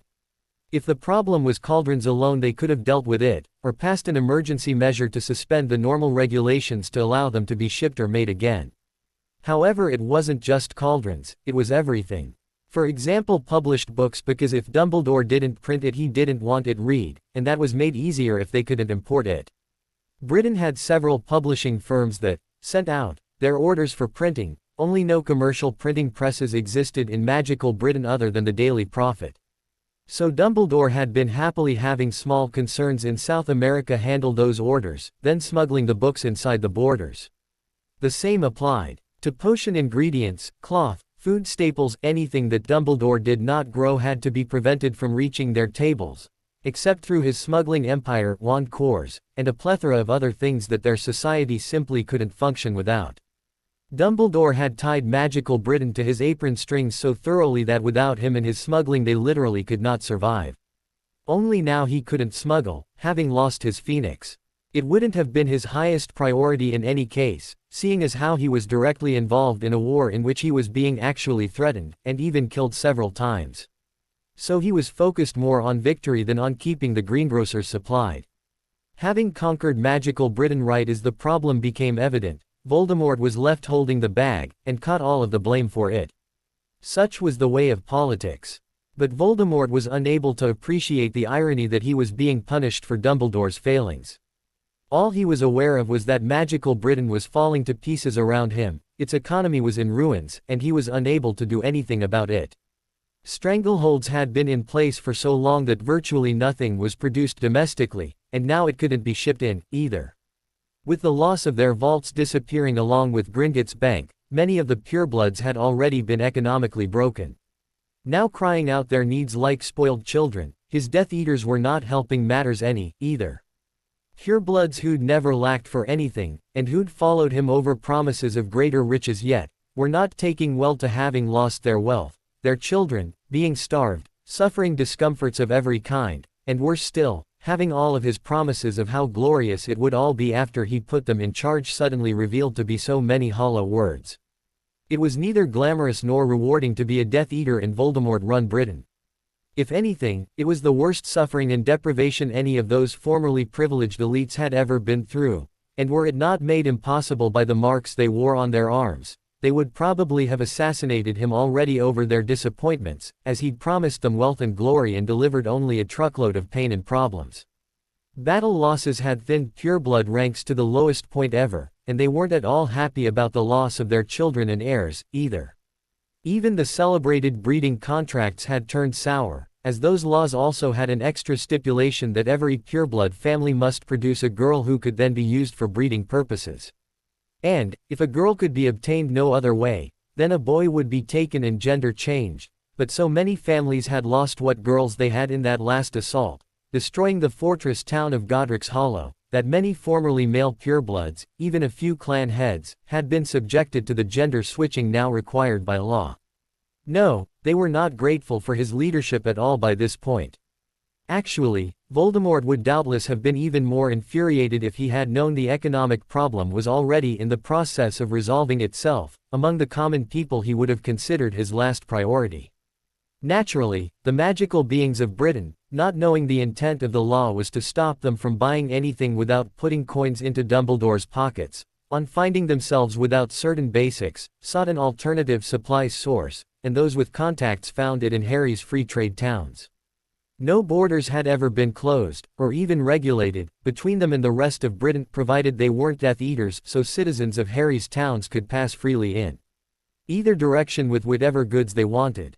And those towns could regulate their own production and trade, so did not have the Byzantine labyrinth of laws in place to make it impossible, never having passed those themselves, and able to ignore the ministry's decrees on the subject. So, people began to try their hands at creating cauldrons, raising potion supplies, and food, and a host of other things because they saw the need. Anything people needed, someone was willing to try their hand at, mostly because Harry was there convincing them to, of course, but not long after he started, others began to catch the general spirit of helping out, and their impoverished countrymen needed everything. In short, high among the many nigh insoluble problems facing Voldemort was that magical Britain's economy had been strangled to the point where it was utterly dependent upon smuggling. Only now that smuggling had vanished it changed to where the economy was becoming beholden to the only 6 small towns who were not being strangled by oppressive overregulation. Coincidentally, the only parts Voldemort did not control. Had he known, he would have been furious. The remnants of the Ministry of Magic under him, of course, refused to believe the problem was due to their own disastrous decision-making, and bureaucrats were starting to imagine up plots to undermine their rule being behind it all. And, naturally, their response to that was more crackdowns and more burdensome super-regulation. Which was pretty much the politicians' standard response to everything. So that problem for Voldemort's people was becoming worse, not better. And his followers were still seething over his failing them in many other ways, with the lost children and gender changes being big issues on every mind. Once again, if they could have killed him, they would have, and he felt certain they were already plotting against him. But to kill off all of the disloyal followers at this point would swiftly leave him a refugee, fleeing Britain alone. As so many problems had impacted so many of his people that if he eliminated those who were angry or displeased with him he'd have no one left. And he couldn't rule the country alone, so would be forced to flee. Tom literally couldn't see any way out of the morass he'd become mired in. After settling the Slytherin girls in their own rooms in his house in Godric's Hollow, and giving Dobby commands to fetch their belongings out of their own homes to make them comfy, which they read a great deal into, Harry Potter went to Hogwarts. This was less for the school itself than the people there. Since his belief-powered transformation into the boy who lived, Harry found he cared a great deal more about just about everyone in the magical world, as though they were a large, extended family. A strong character trait, and not one his girls had thought to cut off during his reassembly, because it really wasn't a flaw. Awkward perhaps, but not a flaw. Caring about everybody more than the boy raised by the Dursleys would ever have thought possible had changed his behavior patterns slightly. And while at one point he was willing to write off the magical refugees at Hogwarts as Dumbledore loyalists, or those too untrustworthy to make good minions, now none of that mattered because they were his extended family, even friends for certain definitions of friend. He had many subtle gradients describing the levels to which he trusted people, because being too trusting was a flaw, one of those Hannah had cut off him during his garden stage in Wonderland. So now he was no longer willing to just throw those people away, or abandon them to the harsh whims of fate. They weren't as trustworthy as those already granted place in his cities, but they weren't his enemies either. Besides, redistributing copies of the last issue of the Daily Prophet among the people at Hogwarts took care of them being Dumbledore loyalists, and being moral or trustworthy was something he felt they could learn. It wasn't like they didn't have plenty of reason to do so. All they needed was a gentle touch to guide them along the way. First he wanted to get these refugees out of Hogwarts Castle, which was overcrowded in any case and, because the wards had been converted to an information net and were not functioning at siege levels, was really not all secure a refuge. His cities were far safer, but because those were already full and McGonagall had already deemed these unworthy of sheltering there, that was not a good idea. So before he moved them anywhere, he had to decide where, and how to keep it safe from the inevitable dangers, as he didn't have any extra walled cities, or huge supply caches of wardstones to use protecting them, either. In the meantime, he went and used a net to capture his now fairly feral film projector, hogtied it in place, and set it to showing the movie Terminator, on the theory that very few magicals could watch a film like that, with time-traveling muggles battling nearly indestructible machines, believing it to be true, and still feel at all superior to their non-magical brethren. Feelings of superiority led to laziness, and he needed these people to be hard workers. A decent portion of them had once been puffs, so he didn't know what excuse they gave themselves for being such lumps. Then again, a good fraction of them had once been Gryffindors, so he doubted they had a decent excuse to be such cowards, either. And while he was on the subject, a sizable fraction of the magical world had once been Ravenclaws. So what was their excuse for being such morons? It was like the instant they graduated they lost any of their good qualities. Aha! Harry Potter called out joyously. I've got it figured out. What is it? Hannah asked. How every witch or wizard who graduates Hogwarts seems to lose all of the good qualities being in those houses once gave them. He cried out. Suddenly he was surrounded by interested parties. It's very simple, actually, he declared. While at school we try to train them to have some decent, redeeming features. So the answer is quite obvious. Once out of school they must be subjected to some sort of training to remove those features. The Daily Prophet would qualify. Hermione piped up. Daily manipulating their minds, filling them with contradictory information would lead to all sorts of related problems. Dumbledore's economic practices would do more, Susan kindly offered. If you want to work hard, there must be something useful to work hard at, and daily paper shuffling in the ministry doesn't qualify. Harry seized upon this concept. Yes, whether you work hard or hardly at all at a typical desk job doesn't change your paycheck in the slightest. And with privilege and promotion both based on blood purity, there is no incentive to do more than anyone else. So you get an environment of, how little can we get away with doing among your workers? Even former puffs. The boy was already nodding. Similarly with bravery. What use it is in office politics? Sticking your neck out only gets you singled out, and fired more often than not. Risk-taking and bureaucracy don't mix. And just what point is there to study when it is the whims of your superiors, not the endless reams of ridiculously complicated laws, that actually matter? Hermione was nodding along. So, the ministry is some kind of anti-Hogwarts. Once you get a job there, unless you are a Slytherin, you are guaranteed of not having any use for those talents school trained you for. That's appalling. But true, Hannah sorrowed weakly, and Susan comforted her. And with no shops producing real goods, and only a few retail jobs, the ministry was it unless you wanted to do like the Weasleys and just do a small family farm, getting by but never truly getting ahead. And there would always be some wealthy pureblood there ready to steal it from you if you did too well, Susan protested. So what point was there to hard work? I take it this is something your aunt has complained about before. Harry smiled knowingly. Susan blushed. Harry bounded to his feet, comforting both girls with a hug. Well, now I know what I'm going to do with these people.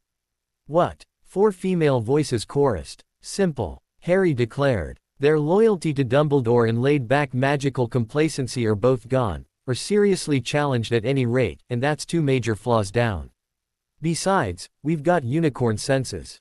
The truly bad ones I can send to where it doesn't matter if they betray anything, they can only hurt themselves. And the rest of the people I can work with. What these people need are jobs so they can be busy and enjoy some self-respect again. Here he grinned mischievously. And, I just happen to have a large number of farms, ones not attached to our free cities, and a license to raise as many magical animals of whatever kinds I want to right out here in merry old Britain. For that matter, I've got my recently restored family's hereditary right to raise produce, and a recently tricked out of the Wizengamot ability to sell anything made by any business I own. The government already waived their right to govern what I can or cannot do there, so I can hire as many former Hufflepuffs as I want to bring those farms up to full production. He spent a moment enjoying the gaping of his friends before adding, then I can get some former Gryffindors to demonstrate some of that bravery by ranching those beasts Hagrid once stashed in that menagerie he'd hidden in the Forbidden Forest. He really shouldn't have had them, but I legally can, so finders keepers in this case. If they'd been caught they would have gone into ministry holding cells that were already draining into my pockets in any case. With those, plus the ones I'd already gotten through the ministry, I've got a huge selection of magical beasts to handle, and now the right sort of people to make a real production base out of it. Hermione's grin met his own. Then you can put all those out of work claws to researching how to make cauldrons, tents, trunks, brooms, and all sorts of finished goods, so that magical England has an economy again. Brilliant. Susan grinned, adding her own penny's worth, paying them all a percentage of their labors, of course, so they have every reason to work hard and overcome some of that institutional laziness that bogged our world down. Glancing at Hannah, she added, we like programs where people who work harder make more money. Sounds eminently reasonable to me, Harry declared. And they'll need places to live, but we've run out of dispossessed dwarf clans hungry for good homes and looking for work. So some of our wizards can build walled towns for themselves. I really can't trust them in our secure villages, for fear that someone would give away all of their secrets, but on ones they made on their own all of the defenses would be new. So they wouldn't be the same secrets to lose, and they may even come up with something so good we'd have to adapt it to our dwarf-built villages. Harry got surrounded by cuddling. Speaking into the girl's hair, he muttered, and if Dad and his friends are so good at imitating Death Eaters, I think it's high time to send them out buying up additional properties, as right now the market is great for anyone wanting to buy up land. The right potion could net you a manor in trade, so why not a bunch of new farming territory? The giggling of females secure in the knowledge he was not only kind but a good provider was a soothing balm to his ears. The marauders loved the idea, and scooted off right away to accomplish it. Harry, a moment of your time, please. The boy stopped and looked up at his transfiguration teacher turned dryad. She gave him a smile, holding a small package in her hands, before starting a short lecture. Britain is not the only country with a history of magic, nor even was our gift restricted to Europe. And those who develop this peculiar talent use it to suit their particular needs wherever they are. Minerva presented him with the package. He opened it to find an old brass lamp. The magic was wrong for it to contain a genie. Still, looking up to her in confusion prompted an explanation from the smiling teacher. This is a harem bottle, developed by the wizards of the Middle East, a very long time ago. Some of these contribute to the genie legends, though that's really Muggles confusing things, for as we know, genies actually exist. What does it do? Hannah asked over his shoulder. The fairy teacher presented Harry with a ring, by way of answer. Wearing this ring, which is tied to this bottle, you can rub it a certain way and be transformed temporarily into mist, which then gets drawn into the bottle. That is how you enter or leave the device. This master ring also has the power to create subservient rings which are tied to it. Those you are to give to your wives, to enable them entrance and exit at the same time and by the same manner as you. So it's just to give us a private place to hang out? Susan asked, fluffing her hair absently. Even if it's a palace on the inside, something tells me there's got to be more to it than that. A warm smile graced Minerva's lips. You are correct. It is a palace on the interior, a very lavish one by all accounts, one whose fountains are carved of hollowed-out jewels and so on. But the secret is much more than that. Do not forget these were arranged by wizards with many wives specifically to hold those harems. Many men had eyes whose reach exceeded what their trousers could attend. Quite a few of those Persian wizards married more women than they could satisfy, and some enterprising wizard came up with this bottle as his answer. It worked so well that it has become the standard from then until today, so it must have some merits. You see, for a man wearing the master ring it works something like a prism splitting light beams. I don't understand exactly how it functions, the specifics are quite convoluted and understood, I am told, only by the masters of the craft of making them. However, the function is quite clear. One man and many women enter, and on the inside there is one man for every woman. They are all the same man, and when he exits they all become one man again.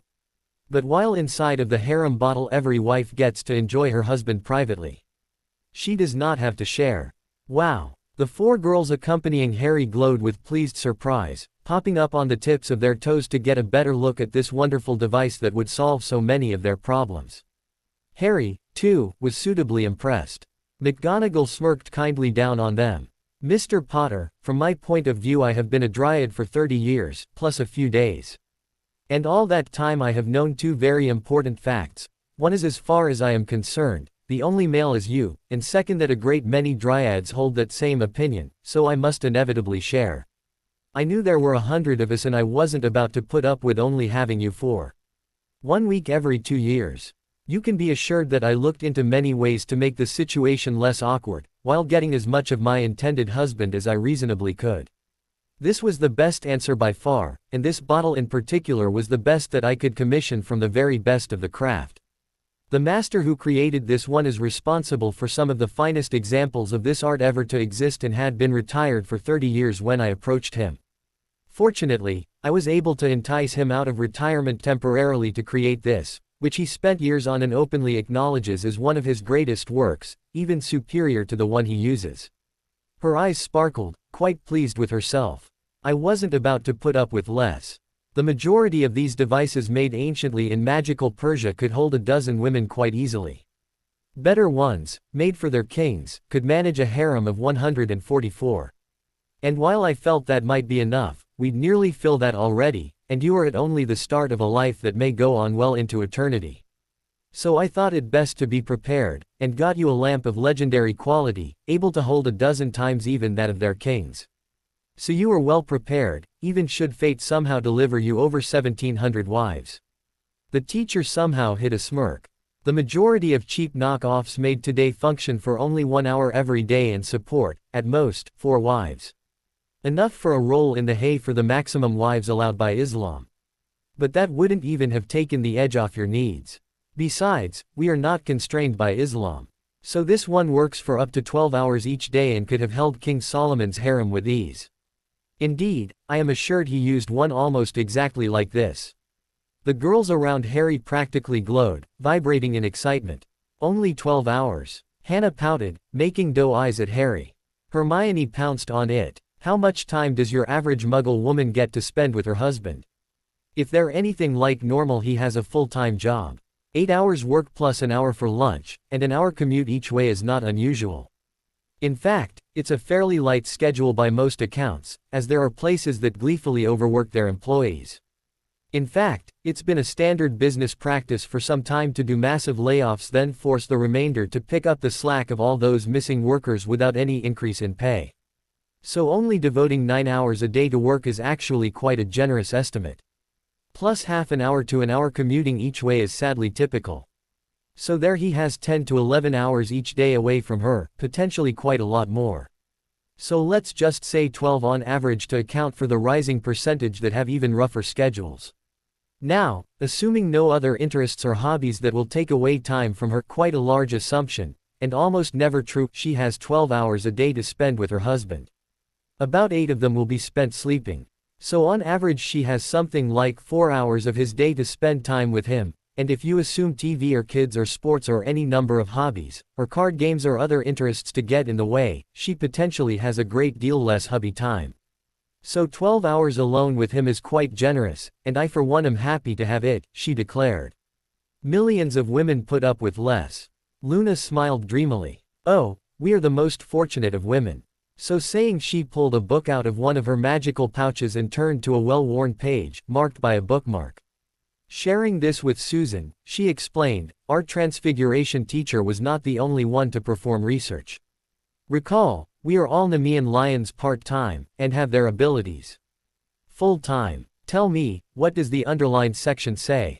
Susan obligingly read aloud. Lions typically copulate 20 to 40 times a day for several days during a mating bout, and maybe 50 times a day or more for vigorous specimens. Females are ready several times a year. Both girls looked up at Harry, broke away to hide behind the volume and broke out into ferocious giggles. McGonagall found herself blushing furiously, yet oddly pleased, with Hermione acting almost as her mirror beside her, privately resolving that she needed to arrange for her man to steal her knickers, and soon. Hannah sighed and fluttered her lashes at Harry, who felt oddly nervous. Bellatrix giggled to herself. She often did that when she was causing mayhem, havoc, carnage or destruction to her master's enemies. And boy did this qualify. All of the marked Death Eaters had betrayed her master. Now this witch was a genius, in many ways. Despite her master's intentions, she'd worked it out that Harry Potter was not Lord Voldemort. These light types were so open and friendly and trusting, really you couldn't keep a secret of that magnitude in this environment, with so many gossipy dryads knowing it. What might have shocked him was that she didn't care. Bellatrix could see for herself the dwindling nature, the sufferings and struggles of the true Lord Voldemort as he floundered about, unable to cope with his own success, and she was frankly revolted. The man's half-blood nature had become an open secret, and his ineptitude at rule self-apparent. But even before that point her loyalties had shifted. Really, Bellatrix was a creature of simple pleasures. Oh, sure she'd want to torture the odd mudblood every so often, but who didn't? Even that Vernon Dursley fellow had agreed on that. Actually, poor fellow might have done more torturing of muggles than she had, what with his tendencies to loudly abuse anyone put under his authority, and how long he'd lived in a purely muggle environment. Granted, the shouting and threats weren't as bad as a Cruciatus, but you used what you had. It was the principle of the thing that mattered, and even most muggles were of the opinion that muggles ought to be tortured. They just disagreed on which ones. No, Bellatrix considered herself a normal, sensible person with perfectly ordinary attitudes, just fewer compunctions about going along with them than most. One of those was so ordinary among women she didn't even think it deserved to be mentioned. She was attracted to power. And, when it came right down to it, grant them side-by-side comparisons and it was no contest. Lord Voldemort was a weakling compared to Potter. Just look at what they'd accomplished. The snake-faced bastard had been handed a mighty army, and under his leadership it had been reduced and gobbled up piecemeal. And who had destroyed that army? Why, Harry Potter. Nor was there any doubt that he could handle the rest of it. That he was willing to play up for her benefit only made it so much better. Granted full control of magical Britain, Voldemort had ruined it. Granted a load of penniless refugees, Harry was making a bustling economy out of them. It was like that in everything. Even their followers. Death Eaters versus Dryads, and the victor had been clear in every exchange. No, Bellatrix did not consider it odd at all that she'd want the babies of the man who could so effortlessly manipulate his environment, along with the magical population. And when it came to master manipulators, Harry could have the headmaster's head on a plate. How many times had they killed him so far? No, it was quite clear where the power was, and like any good Slytherin, Bellatrix wanted her share of it. Along, of course, with the adulation and glory that comes from being on the winning side, and perhaps a few muggles tortured when he wasn't looking, just to keep her hand in, of course. It was simple pleasures like these that made picking the course of her life so easy. Still, necessary basics had to be attended to, and if that meant causing suffering, heartache, misery and death to her master's enemies, so much the better. In this case she was branching out into a new route for causing misery and despair. The strange part to her was not using an unforgivable, or combat spell of any kind. No, she was using Confundus. That singularly useful spell allowed her to convince those ministry flunkies in charge of administering the "each family must produce a girl" part of the breeding contract law, that each and every Death Eater family was in default and needed to have a male gender changed. Then, immediately upon doing it, they'd forget about that newly minted girl and declare them in default again, until there weren't any men among the Death Eater families. A harmless little prank, really. Considering how many of those were patriarchal, with the females unable to inherit or hold property, that would render the Dark Lord's forces penniless of even what few things remained to their names. Oh, and the screams she was expecting once they found out. Not only at the lost property, but every last one of those men was a deviant who despised women. So how much would they enjoy becoming one? She couldn't wait to find out. Arrogant purebloods who were unworthy of the title, having chosen to serve the lesser of the available masters already howling over their discomforts, denied not only the remains of their wealth, but their genders, masculine rights, and striking out their family names from off the history books. Then, of course, she'd appear to blame it all on Voldemort personally wanting to benefit one side over another, not yet gender switched. Fun and games. No one questioned her status as a Death Eater even though she wasn't not anymore, or her access to greater trust and secrets of the snake-faced bastard any of them enjoyed. Then, of course, once things were nicely primed, antagonism on all sides, she could trigger off one faction against another, and there would be a slaughter. Bellatrix really wondered if they'd be able to overcome the compulsions on those marks to go lynch Voldemort. Perhaps not, but it would be fun trying. This wouldn't just be torturing one poor soul or another. No, that would put the Dark Lord's entire army to the torch as they betrayed each other over the insults imagined and hatred spawned. And, whichever side she joined would enjoy having her help in totally subjugating and humiliating the other. She could count on a few fun days out of that. And lifelong misery for any surviving victims to follow. Now really, who could ask for more than that? Not nation, not country, group. Queen Elizabeth II had missed that distinction when she had first heard it. So while Iran had been the country to fire, they had done it upon stating religious reasons, so it was the religion, not just the country, that was punished for it. And that religion was Islam. So a huge swath had been cut through the world, as in one unbroken strip from Pakistan and Afghanistan in the east, through the Middle East, all of the way across North Africa, the bombs had been allowed to fall unhindered. In some cases they had seemed to divert mid-flight from other countries or targets to hit predominantly Muslim areas. And the results were not pretty. Still, in some ways it didn't matter which group had been knocked out. The fact remained that the world stage was a crowded one, and whichever player got eliminated left a vacuum that others were trying to fill. The universal result was war. The Soviet Union was accounted a world superpower.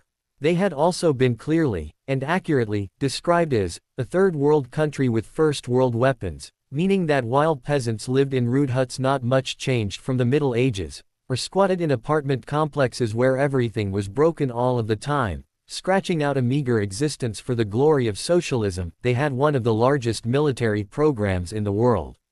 3 of my immediate family have lived there during the period in question. I know, and you would not believe half of the tales about how bizarrely broken everything there was back behind the facade kept up for Western tourists.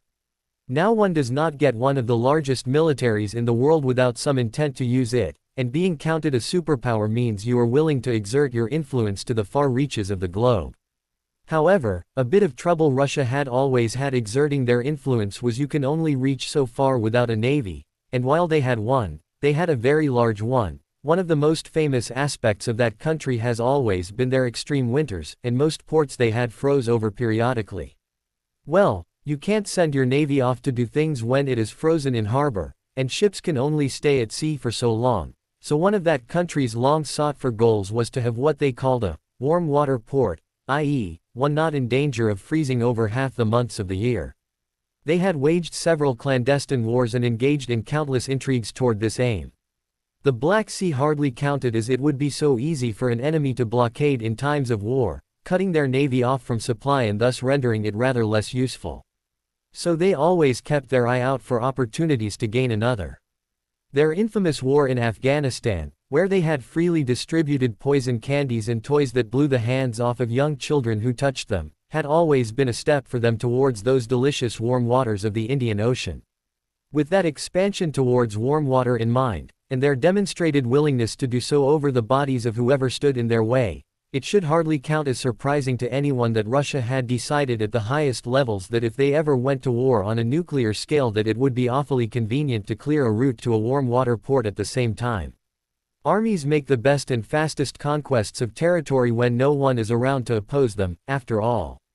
So it should come as no surprise that part of the plethora of nukes issuing forth from the Soviet Union caught every single population center between them and the equator. Naturally, only those targeted against territories not protected by the magical treaties hit their targets, but it was quite enough to reduce the Arabic world to a few camel jockeys living in tents, who at the same time began fleeing from the Soviet armored corps that began tearing up those deserts seeking to establish dominance over the terrain, securing those vital coasts so they could, at some future point, build ports on them. All of the previously existing cities were now so much radioactive wasteland, after all. Soviet nukes had a problem with not being too accurate. So, knowing this, they tended to build them with larger warheads so they hit a wider area, then fire more than a couple towards each target, just in case the first one or two veered off and missed the target entirely. The tactic, called saturation bombardment, tends to hit everything over a wide area. No, it had been one very bad day to be a Muslim. Luckily for the magicals, although the mundanes did not know it, a prevision of those secret magical treaties was the notification and evacuation of the magical people out of any country censured enough to endure blasts. After all, with a portkey arrangement, magical peoples could evacuate a country in seconds so long as everything was put in place ahead of time, plenty of time to avoid missiles whose flight paths were measured in minutes. So the Arabic magical world went on quite nicely, as they had been doing since before the fall of Persia. They were a little short on belongings. But handy detritus could always be transfigured into anything in a pinch, and gold doesn't cease to exist when nuked, it just gets slightly warm and irradiated, and potentially hard to find, as it gets a little scattered. Since magic suppresses radiation, and they could summon it with spells, all it was to wizards was warm. So they were able to reclaim their fortunes and go buy most of what was needed to resume living normal, magical lives. Yet another example of magical populations ignoring crises that set the mundane world on its ear. Of course, Russia was not alone in making a land grab, nor was that the only direction in which they were grabbing. Nearly everyone was getting into the act, and the entire world was at stake. China had made a push through their western mountains and were trying to gobble up that same former Mideast territory that Russia wanted so badly, and armed clashes between their armies were growing far from uncommon. True, there had been a lot of bad blood between those two countries before, but each had recently tried to nuke the other and both were taking it badly. Still, there were far too many players on the world battlefields for any sane or rational person to feel even so much as halfway comfortable. To the great surprise of some, secret nuclear arsenals had turned out to be the rule, not the exception, and bad blood that most had not even been aware of had triggered off exchanges in the most obscure parts of the world. Australia and Indonesia had been one of those. Neither had been supposed to have nuclear arms, but it turned out both did and had fired at each other in an opening salvo to settle an animosity most didn't even know they had. A war that had abruptly ended when Indonesia, which had been predominantly Muslim, 90% of which was tightly packed into a small area, got crispy, leaving Australia wondering what to do next. They had been unprepared for the diplomat from Japan to show up asking, "How much for the country you just conquered?" They were debating the price even now. Cost would doubtless be higher save for the fact that it was very doubtful that Australia could deliver the title uncontested, as China had gobbled up all of the small countries along her borders, although she was finding a few, like South Korea, rather a tough nut to chew, and, not being satisfied with that, was looking for still more. Her transports would already be sailing south toward Indonesia save for the fact that the Russian Pacific Fleet was trying to get there first. Russia had the larger navy, but the battles were taking place far closer to the Chinese coast, so she was able to use her air support more fully, and had turned out to have an absolutely astonishing number of submarines and surface-to-surface missiles. Japan had completely stopped producing cars and was instead building top-of-the-line weapons and military vehicles as fast as she could, due to the fact that most of those Russia versus China battles were taking place uncomfortably close to her home islands, and either one might decide at any time to support their cause by turning her into a forward base. In fact, both sides were already getting rather insistent about that. The armies of India, having charged into Pakistan to finish off their hated foes, were caught in between the two powers, and the country was getting badly abused by both Russian and Chinese ground commanders ignoring her sovereign rights and maneuvering how they pleased, including over and across her territory as they wished. So it was safe to say that all of Asia was at war, locked in the grasp of heated battle that would doubtless change the face of that part of the world for generations to come. The Mideast was a wasteland. There had been very little rural population to speak of. Most of the people had been tightly packed in those cities that were now so much glowing, radioactive sand. The one exception was Israel, which was currently gripped in the throes of civil war. Arafat had declared himself caliph, and emperor of every nation that had once fallen under a minaret's sway, which, when you think about it, included most of Europe these days if he wanted to press the point, and he probably did. Troops under him had rounded up every Muslim they could find, gathering them to staging areas, some at bayonet point, and armed every man, woman and child with either an Alaska 47, grenades, or a bomb vest. That was not going to be pretty. Oh, wait. Satellites reported 3 more nukes going off, one at each staging area. Problem solved. Pity could wait until after she had seen to her own nation's survival. The only reason the Atlantic wasn't seeing the same naval battles as the Pacific was that Britain's nukes, which had been the only other exception to the magical treaties rendering most of the exchange cream pies, had all been targeted at her enemies, chiefly those Warsaw Pact countries that had threatened her for so long during the Cold War. And, being Britain, and understanding the need for fleets, most of those had gone towards eliminating the enemy ports, and this being near the end of October most of the warships were at dock there, resulting in more or less the total annihilation of the Soviet Atlantic Fleet, a best-case scenario for a small little island country like Britain who was in the Atlantic and felt threatened by said fleet. Although with Britain's nuclear stockpiles, more than a few Soviet airfields or manufacturing or control centers had been hit as well.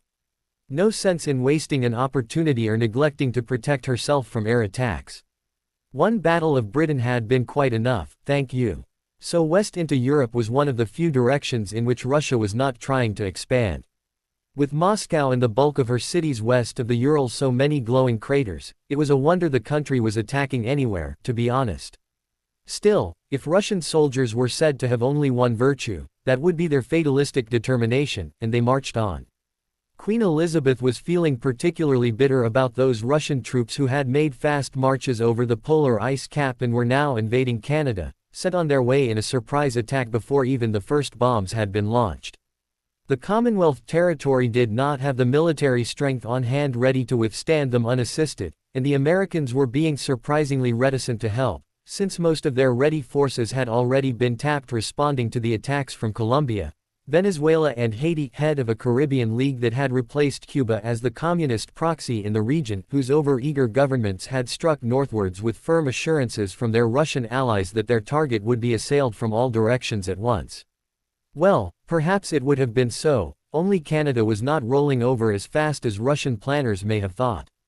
The Soviet Atlantic Fleet was mostly destroyed in port, and their Pacific one finding itself far too thoroughly engaged by China to try overcoming American presence on that front. Yet cutbacks in spending, and cancelled military projects now being hastily reawakened in light of present need had sapped far more of the American strength than had been obvious at first, and much of what did exist had been deployed overseas, leaving the homeland shockingly vulnerable. That, and her manufacturing power had, by and large, been shipped overseas. So the sleeping giant was finding it rather hard to awaken and bestir itself, what with a blinded population already demonstrating in anti-war rallies, too pampered and lazy by constant safety to understand the need for war now, when it was almost at their very doorstep, and would be in a very short time. Mexico had promised free passage to the Americans for their ground army to head south to combat the countries threatening her there, although the drug cartels had made the point moot by attacking lines of shipping, hoping to loot those weapons and supplies for their own soldiers. So a surprising fraction of the American military strength had gotten bogged down subduing that country, just so they could pass over to attack their real enemies. Queen Elizabeth had quite a large army, and would love to help, however she dared not spend the fuel she needed for her own nation's survival, burning it up by engaging in foreign wars. Even Canada, though she dearly hated to part with it, could not be saved at the cost of the home islands. Scores of nuclear power plants had been authorized, overruling previous limitations simply due to their upcoming desperate need for power. But it was a race to get them done in time before they lost the ability to do so. Solar power was on order to be installed everywhere it could reasonably be put to good function, all of which could have been done easily just a few years ago, only now it just might be too late. Too many countries were too busy at war to make such things, and her own did not have the capacity to do so she might have liked. It had been a fringe technology, one that existed, but hardly installed in any great amount. They just didn't have the scale. Now she was deeply regretting that short-sightedness. Besides, as much as she might have enjoyed adventures in foreign lands to save former colonies, her troops were still very much needed at home. They stood in readiness, as Europe was not being spared the trials of war. With North Africa depopulated, France had surged south to protect her interests in the former colonies in Algeria, and that had gotten blurred a bit in definition as France was trying to secure far more than she'd once owned. The tempting fruit of those oil wells had drawn more than one comer. North Africa was seething with liberators there to rescue it. Even poor Greece had rediscovered some ancient, long-thought lost imperial ambition and was trying to expand her territory by invading Turkey, making the claim that millennia ago it had once been a series of Greek colonies, which was true, and which involved a strange sort of justice as Greece had the notoriety of being the only NATO country ever invaded by another NATO member, Turkey. So it was now somewhat fitting that she returned the favor. It was also somewhat amusing in a linguistic sense that the only reason this was even possible was the much larger Turkey had been fried. In a series of nuclear fireballs, it was true, but Turkey had been fried all the same. Since that country still held some of the territory she'd once invaded Greece for, and that section had not been missed by those missiles, it was even possible to say that Turkey had been fried in Greece. And Hungary was right there, ready to gobble up her neighbors, too. Somehow the discovery that Wonderland was real no longer held so much surprise for her anymore. Speaking of which, so, have you done as I asked? Queen Alice asked without preamble. Looking up from her desk in her supposedly secure residence, Queen Elizabeth replied. You asked me to overthrow my entire government. Queen Alice was unruffled. Governments are like diapers. They both should be changed frequently, and for exactly the same reasons. Otherwise they become so filled with filth, and the rotten corruption that follows it, they actually endanger the precious life they are put in place to protect. The elderly British monarch sighed. It is very hard, she confessed, to put through any recommendation based upon the whimsy of a child, or a world we know nothing about. Queen Alice casually opened the French doors out onto the palace gardens and offered, then come with me for a walk, and I'll explain a few things. Mindful of how very little they knew about this magical world, and how very much her security types gnawed over the tiniest scraps of information, the Queen of England felt the opportunity to learn a few things worth the risk of a walk in her own gardens and rose to follow the childlike queen. Luna would have goggled over how serious her grandmother was being as she spoke as she took her fellow monarch for a gentle walk. According to my sources, Britain makes roughly half the food it needs. And with lack of fuel for fertilizers, that is going to drop by about half again, and then by half again when your farming machinery gives out. So, by that math, you have about 8 times more people than you can feed, and you just haven't got enough land you can convert over to farms for them. Luckily we can enchant tractors and combination harvesters, so the machinery aspect never has to become an issue. But that's still 4 times as many people as you can feed. Elizabeth was indeed very familiar with the problem, and liked none of the solutions proposed so far by her government. So she followed the childlike monarch around a bush, lofting an eyebrow as she spoke. I presume you bring this up to offer an answer.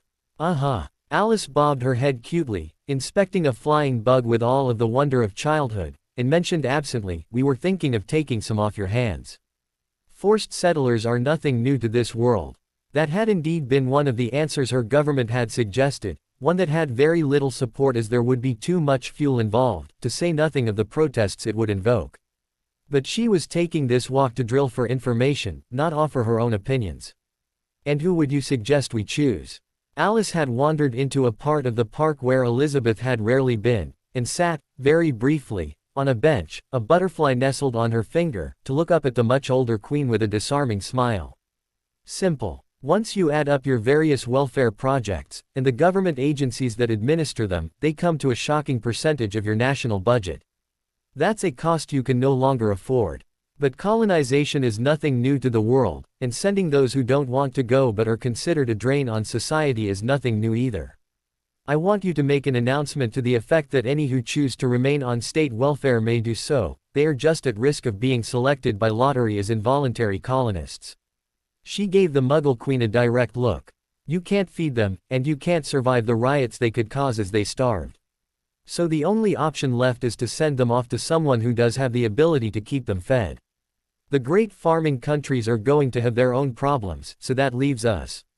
The bee-owned child delicately shrugged, setting her hair to bouncing as she hopped off the seat to wander by a pool. Queen Elizabeth could not quite remember being on the grounds. Perhaps it was newly remodeled. I would actually prefer that people volunteer. You get a better colony that way. But it isn't too hard to trap a lazy person behind wards alone on a farm and tell him he either farms or he starves. Of course, we make every effort to not ask any more than he could give, teaching and where necessary healing people so they are up to the work. But, work or die, is the rule during crises, and we just happen to be in one. That's one of those fundamental natural laws that we can ignore when we get enough luxury, but always returns to bite us when that luxury goes away. What I am doing is providing more of your people an opportunity to do that work and live, rather than leave them to fight over the opportunities they know of, and mostly die. Queen Elizabeth could hardly argue the accuracy of those statements. She had been mulling them over all too often of late, herself, and had no easy answers. None that she could afford, at any rate. Still, this seemed a good time to ask one of those burning questions that were eating up her security types. Well, we could not possibly hand over any portion of our subjects without a little more knowledge of how they'll end up. We have awarded them no titles, so we presume our magicals have worked out something more representative. Perhaps like our former colonies. Alice made a rude and very childish noise. Pish-tosh. You ought to know as well as anyone politics has always been eventually dominated by some form of aristocracy. Wealth and birth are the qualifications for entry to this exclusive order, and it is rare, once a system like that gets established, for anyone new to force their way in. Within the Wizengamot an inner ring of powerful families is dominant. It is a tight circle, drawn tighter by intermarriage and adoption. Most of the names would be familiar to anyone with the least acquaintanceship with their world. The Malfoys, the Blacks, the Bones, the Potters, and of course who can forget the Dumbledores. Truly, magical Britain is ruled by a great cousinship, with everyone of any importance a near relative of everyone else of any significance. Power is actually held in fewer hands than even at the height of British autocracy among the Muggles during the 18th century. There are perhaps a dozen positions holding true authority in magical government, people who make policy rather than follow it. In the past 500 years those jobs have been held in all but 7 instances by members of only 26 families. 26 families who effectively divided all power between them, and of those 26, 5 held half of those offices during that time, so clearly stood ahead of the rest in power. Also, Alice continued, hopping around on the edge of a fountain Elizabeth did not recognize, there are more or less permanent factions among the purebloods, periodically renewing their rivalry in the filling of government posts like Minister or Supreme Mugwump. The Malfoys and Blacks formed one block, the Bones and Potters another, with the Crouch family waffling between them. Each camp also had their subordinate hangers-on, of course, and it was in these circles that the Longbottoms, McGonagalls, Knots and other prominent clans swirled, always looking to advance or to protect their advantages against assault by rivals wanting to tear them down, or by less significant families seeking to distinguish themselves. The Dumbledore clan was until recently one of these prominent hangers-on, always out for advantage yet never one of the top 5. Until recently. Elizabeth cocked an eyebrow, outwardly no more than curious, inwardly memorizing all she could of this flood of information. Her experts would no doubt deem it as priceless. Queen Alice happily nattered along as she went about the garden. The 5 families have effectively been destroyed, reduced to a single underage member in all but 2 cases. With the death of Lucius Malfoy and the execution of both head and scion of the Crouch family, the only adult members left of any of those families are Amelia Bones and Sirius Black. Yet despite having adult members, the power of those families got completely neutralized, because as a woman Amelia couldn't wield her family's political clout, and Black had been imprisoned for 12 years without a trial. Since the Crouch family scion had been imprisoned without issue, his mother dead and his father never having remarried, the Crouch line is dead. And it is hard to think the almost complete destruction of those lines could be an accident because today power is more concentrated than ever. Half of those offices of authority are held not by 5 clans, or even one family, they are held by one man. That man is Albus Dumbledore, the greatest political mastermind of an age, and one thoroughly rotten scoundrel who has dipped into every crime imaginable in his quest to add ever-increasing amounts of wealth and power to himself. Everything lost by anyone else seems strangely to find itself into his possession, including especially their political power. And his family? Elizabeth inquired, thinking to map at least some of this political genius support so her experts could examine it for weaknesses. No descendants. Alice replied casually, skipping a rock across a pond. He's a poof who finds women revolting enough to make the possibility of a dynasty impossible, fortunately, or else he'd be able to pass on what is effectively a magical monarchy, tying up all power among his descendants for who knows how long. His brother is similarly single and the rest of that family died off 100 years ago. So it ends with him, if he can ever be made to pass on. No creature out of fairy tale is as hard to kill as he is, however. It will be an achievement greater than getting man into space to kill him. Harry Potter is his only opposition of note. The boy who lived. Queen Elizabeth was now genuinely astonished. No one who had been studying the magical world neglected to read those books left behind by that first fairy princess. But she had thought those mere fiction, simple adventure stories. I'd very much like to meet him. I can arrange it. Queen Alice got down on her hands and knees, and, with a sudden lunge forward, caught a frog. She stood up with dirt on her dress. Still, you are making it very hard to ask us to commit any of our subjects to this world you speak of, the Queen of England spoke dryly. The Queen of Wonderland looked up, astonished, still holding her frog. Oh, I wasn't speaking of where we intended to move your people at all. I'd thought you were asking about the magical government of England. No, we were planning to use your people to settle various planets of the solar system. Now you really are getting ridiculous. The British Queen rose from the bench where she had allowed herself to sit. We see no way that magical society could master the technology necessary in the first place. None of you seem inclined to space flight, and the logistics alone would be beyond any nation on Earth. So we shall end this discussion here. In truth, she wanted to get this information passed on to the appropriate experts before she forgot any of it. Are you sure? There's a beautiful Earth out tonight. Alice asked innocently without looking up, trailing her fingers in the pond. The Queen of England looked out upon the gigantic reflecting pool, really a goodly-sized lake. How they kept it so perfectly mirror-smooth she had no idea, to see a vaguely familiar white palace considerably larger than her own beyond with a very familiar blue-white globe silhouetting it from behind. Still, it took a moment for Elizabeth to realize and accept that for her to be looking up and seeing the Earth like that she had to be standing on the moon. As far as the White Palace was concerned, Queen Alice stepped up to her side and calmly explained. Not too long ago the Fairy Queen started collecting Sailor Moon comics, and watching the episodes, and none of us have been able to get her to stop. The palace you see before you was patterned directly after the one in the show, with more detail than you'd believe could have been gleaned from comics and a cartoon. But then, she must have seen them all a million times or more now. She's become a hopeless Sailor Moon fanatic. It must be said that humans are creatures of habit. Especially during peaceful times, we get in our comfortable little routines, and, barring small changes where we really only want this or that small part to work better, we want things to remain the same. Changing mental gears is work, and most don't want to do it. So most people, on seeing a problem, go to the same answer that has served them before and try to implement that over again.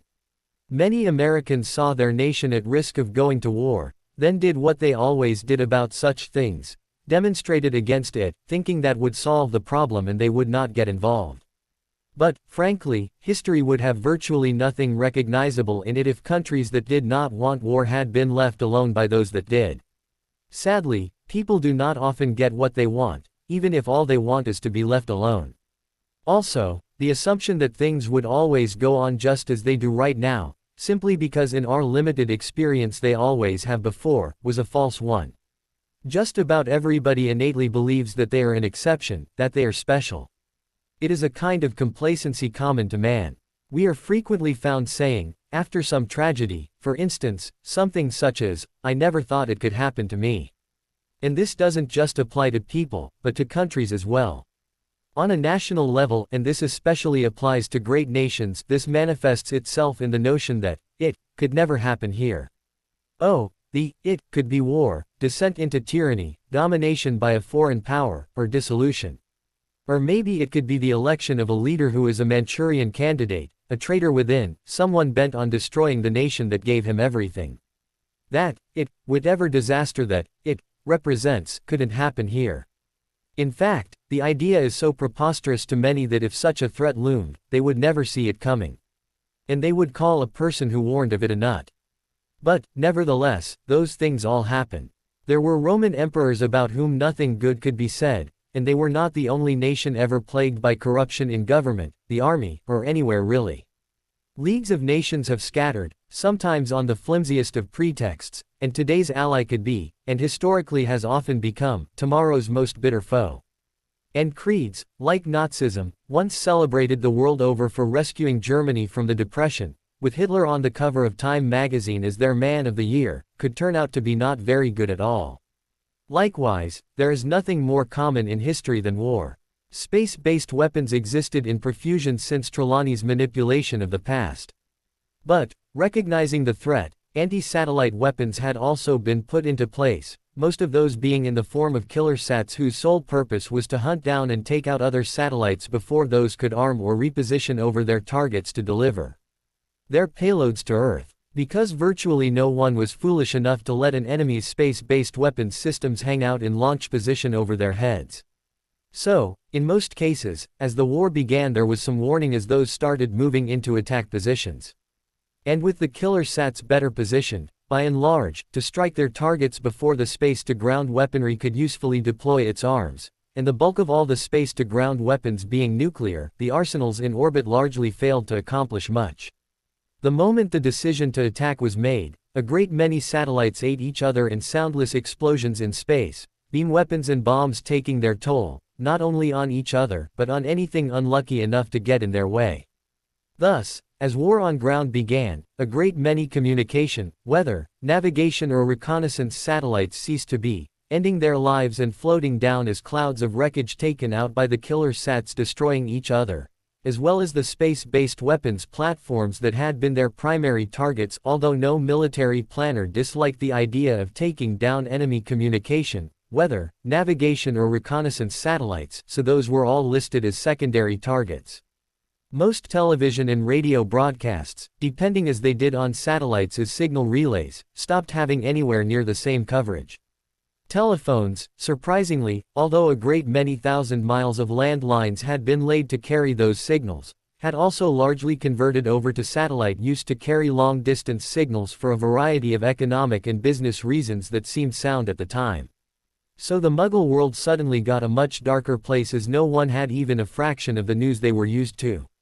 Nevertheless, as tough as the anti-satellite action turned out to be, a few weapons got through the deadly game in space to rain their payloads on the ground, and not a few capital cities ended their days in no small surprise to find that yesterday's peace turned out not to have been eternal after all. Those hits that were nuclear largely failed to accomplish anything except astonish folks by dumping a fair amount of missile wreckage over the target cities, warheads failing to go off due to those magical treaties. There were crushed cars and houses, but the lives lost were inconsequential in the overall scheme of things, except, of course, to those who lost them.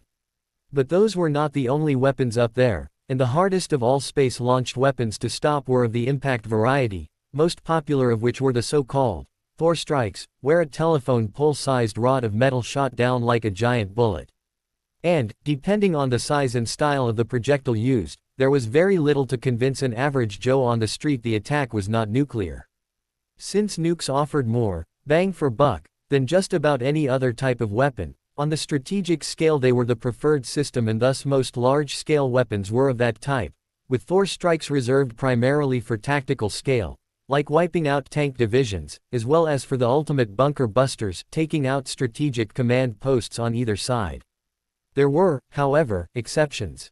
The most important of these came from one of those commanders who had the sort of fatalistic, "I don't care if I die, so long as I take you with me," attitude that most nations try their hardest to keep people possessed of it away from the controls of their superweapons, who sent the order to that country's small space fleet to go off to the asteroid belt and bring back a meteor large enough to wipe out all life on Earth. It was this man's thought that they could be certain they had wiped out the hidden magical people in no other way. Fortunately, Trelawney was ready for that, the possibility having been raised long ago by the science fiction shows she so adored, and simply activated the portkeys that each space vessel's hull had been enchanted as to recall them all to Earth, stranding them upside down and helpless, with not a machine on the planet having the power to lift them upright without dismantling them first and reassembling their parts that way. She also portkeyed home every astronaut the same way, leaving only those extrasolar missions beyond communication range untouched. And thus the colony missions alone went on. It would be the end of man's efforts in space, but if they were willing to destroy their whole planet in a suicidal orgy of hate of what they did not understand, then they weren't worthy of it anyway. She even sent along a note expressing her regrets of that fact, one copy in every craft so returned. People studying Vulcan in the newly rejuvenated space programs could not even begin to express their disappointment over that sudden grounding. Since lifting heavy cargoes into space by the nuclear pulse method was so much cheaper than any other alternative, it made sense that even the very biggest ships still be constructed on Earth, as anywhere else they'd still have to run separate missions to lift the crew and payloads too, and that multiplied expense and effort beyond any savings of launching out of a lighter gravity. So out in the American Southwest deserts, as far from anything reasonable as it was possible to get and still stay within the continental United States, 3 nearly completed 8-million-ton Super Orion spacecraft sat on their launch pads. Since it was inconceivable to move them by any method other than their own main drive, they all got constructed in their launch cradles. The bulk of the work had been completed long ago. It was only the final, mission-specific touch-ups which had been endlessly debated that had not been installed, because no one could agree on what those bits should be. Of course, given how far from anything they were intended to be, it was remarkable how many buildings and superhighways and such had sprung up nearby, to service both the construction effort and the shipping in of parts and supplies, as well as machine shops and all of the sundry support network needed to keep all of those workers functioning at peak efficiency.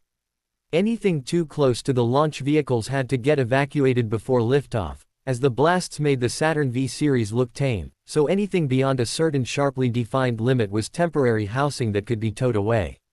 And most everything else had a bunker-like aspect to it in case of accident.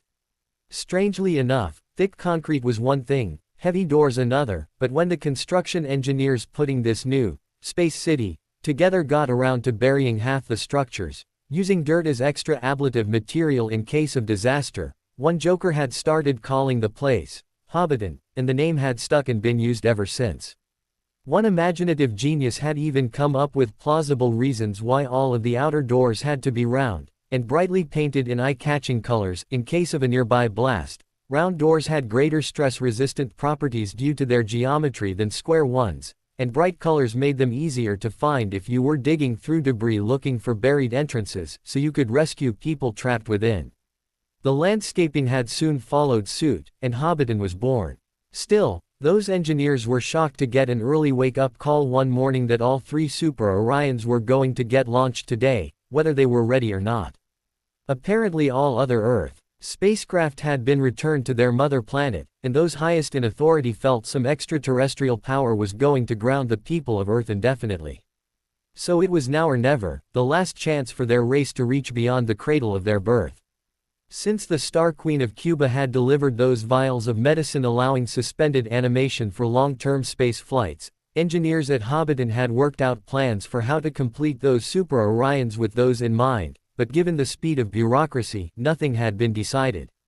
Until now. Orders given, those plans were hauled out and a great many serious, hard-working people with excellent training and the best tools began turning those plans into reality at a feverish pace. Astronauts were called in from all over, or substitutes used where primary choices were unavailable. Mission stockpiles, containing everything a colony might need from seeds and animal embryos through tools and entertainment got loaded aboard even as the craft were being finished.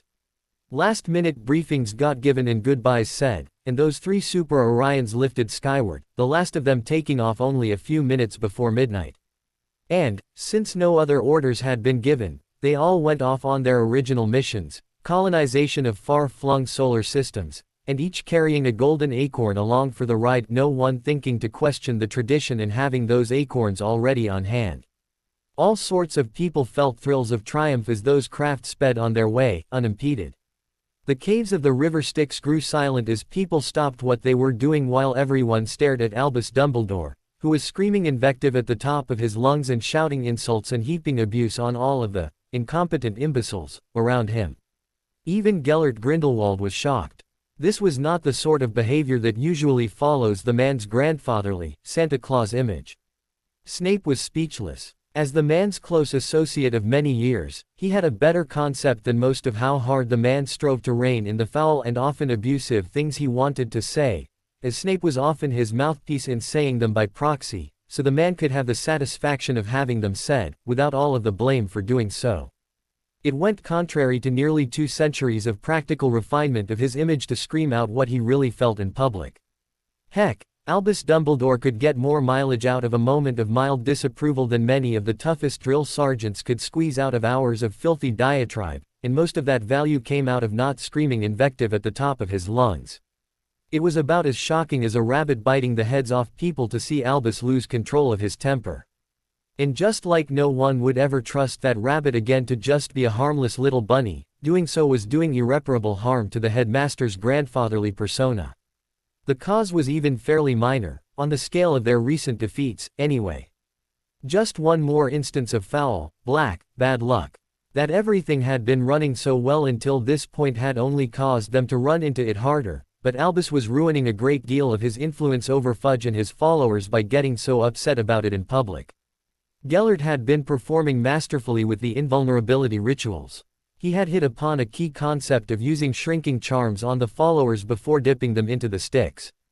While the magic of the river quickly cancelled the charms, it was enough for a short dip, and that was all that was called for anyway. Tissues burned too quickly for anything longer than a swift dip. If they tried to soak, the bodies crumbled away to ash before they could be recovered, with damage too great for the ambrosia to restore from. Luckily, that had only been a couple of file clerks they'd lost that way. Using the charms this way they saved a great deal of ambrosia in covering them in coats of it. The after-dip doses had to be larger, but they still saved ambrosia overall. That meant they could dip and coat more of their followers with the available supply, and Gellert's idea to do so had been simple, masterful, and elegant. However, focusing their attention on this new idea had caused them to miss something that now had Albus cursing a blue streak in the Styx chamber. A case of things going so smoothly, so swiftly, that, like an embarrassing accident with a sewing machine, you discover too late that you've sewn the seams so well that you've got no armholes.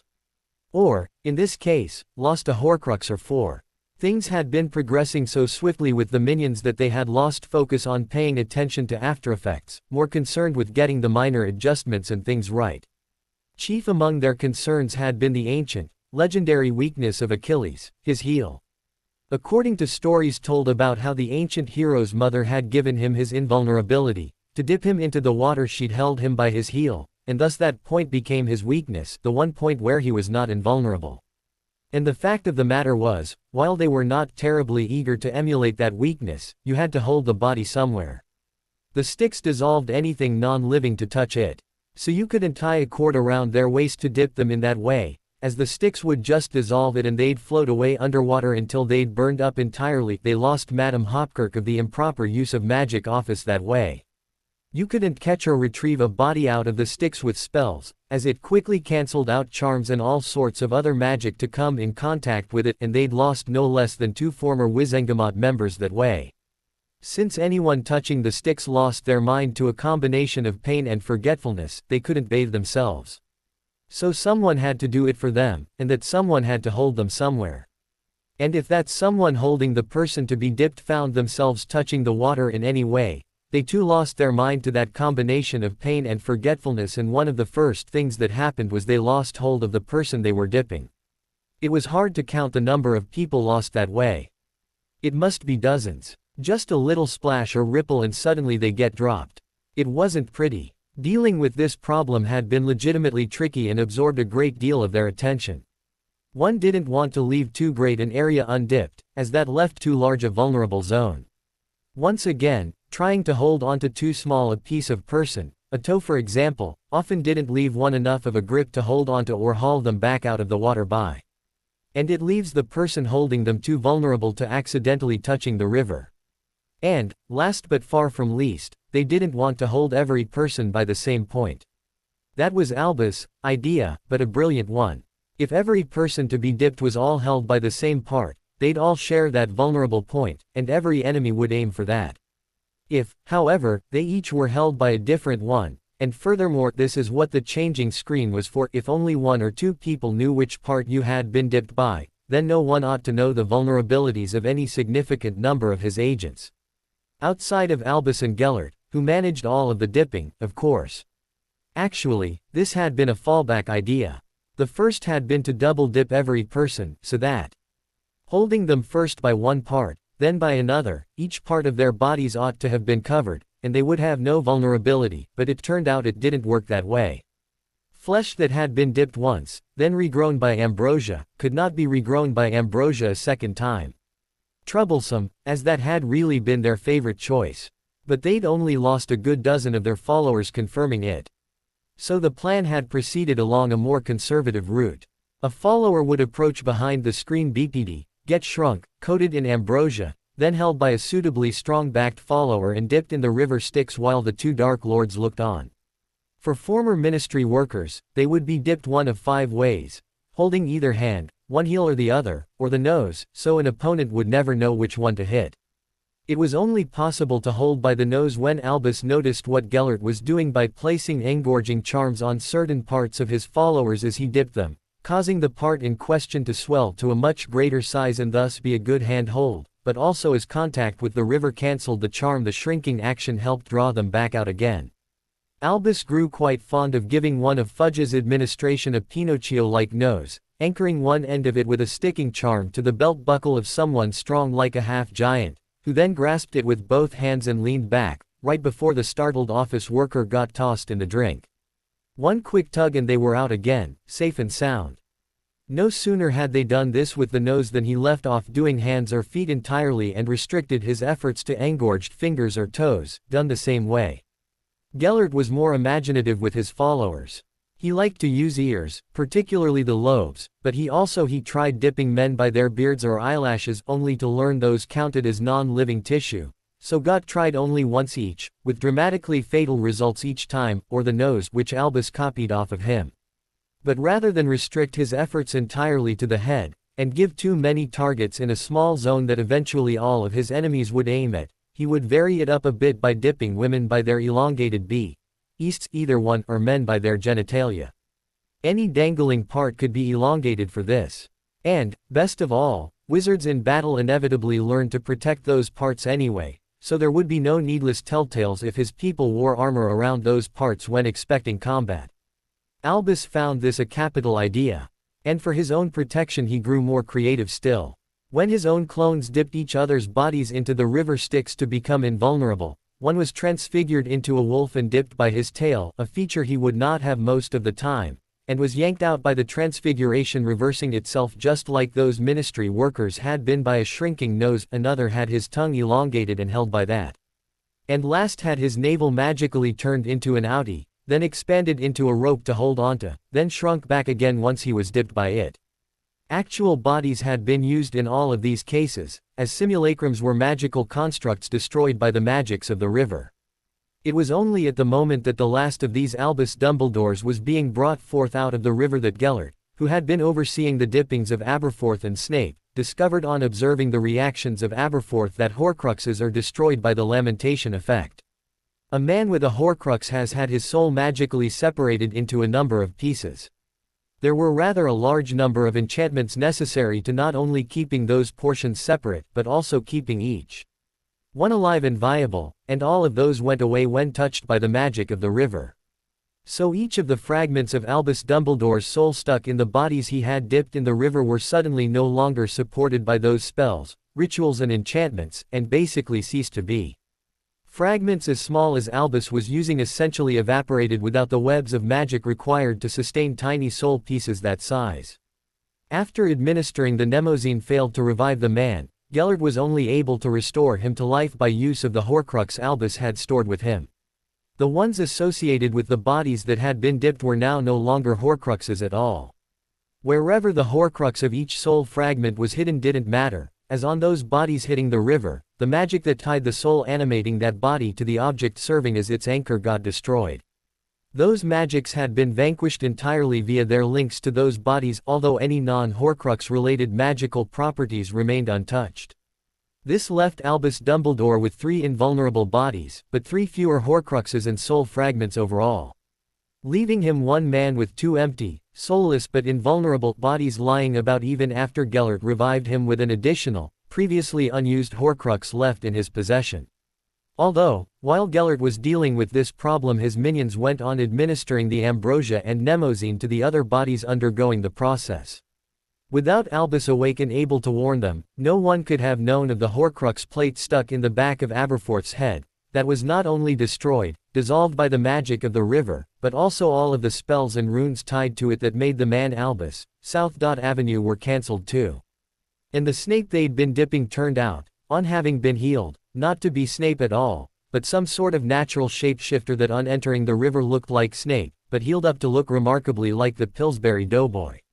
By that point the thing's memory had already been restored, as one burned, blackened body looks much like another, and they had gotten into a routine of administering both remedies quickly on recovery of a body, and it merely grinned at them, changed shape to resemble some random person, then dove into the milling crowd of followers, disappearing in moments in the press of people. They couldn't track the shapeshifter too carefully, as Aberforth, once broken free of his magical imprisonment and his memory restored, had started casting combat spells at the assembled group, flinging dozens of people with waves of force to lift them up and cast them into the river. They'd lost 100 followers with completed invulnerability rituals to that tactic before Gellert and his followers were able to turn the tactic back on the man, casting Aberforth into the Styx to burn and die there, and by that time the Pillsbury Doughboy was long gone. Along with their last urn of ambrosia.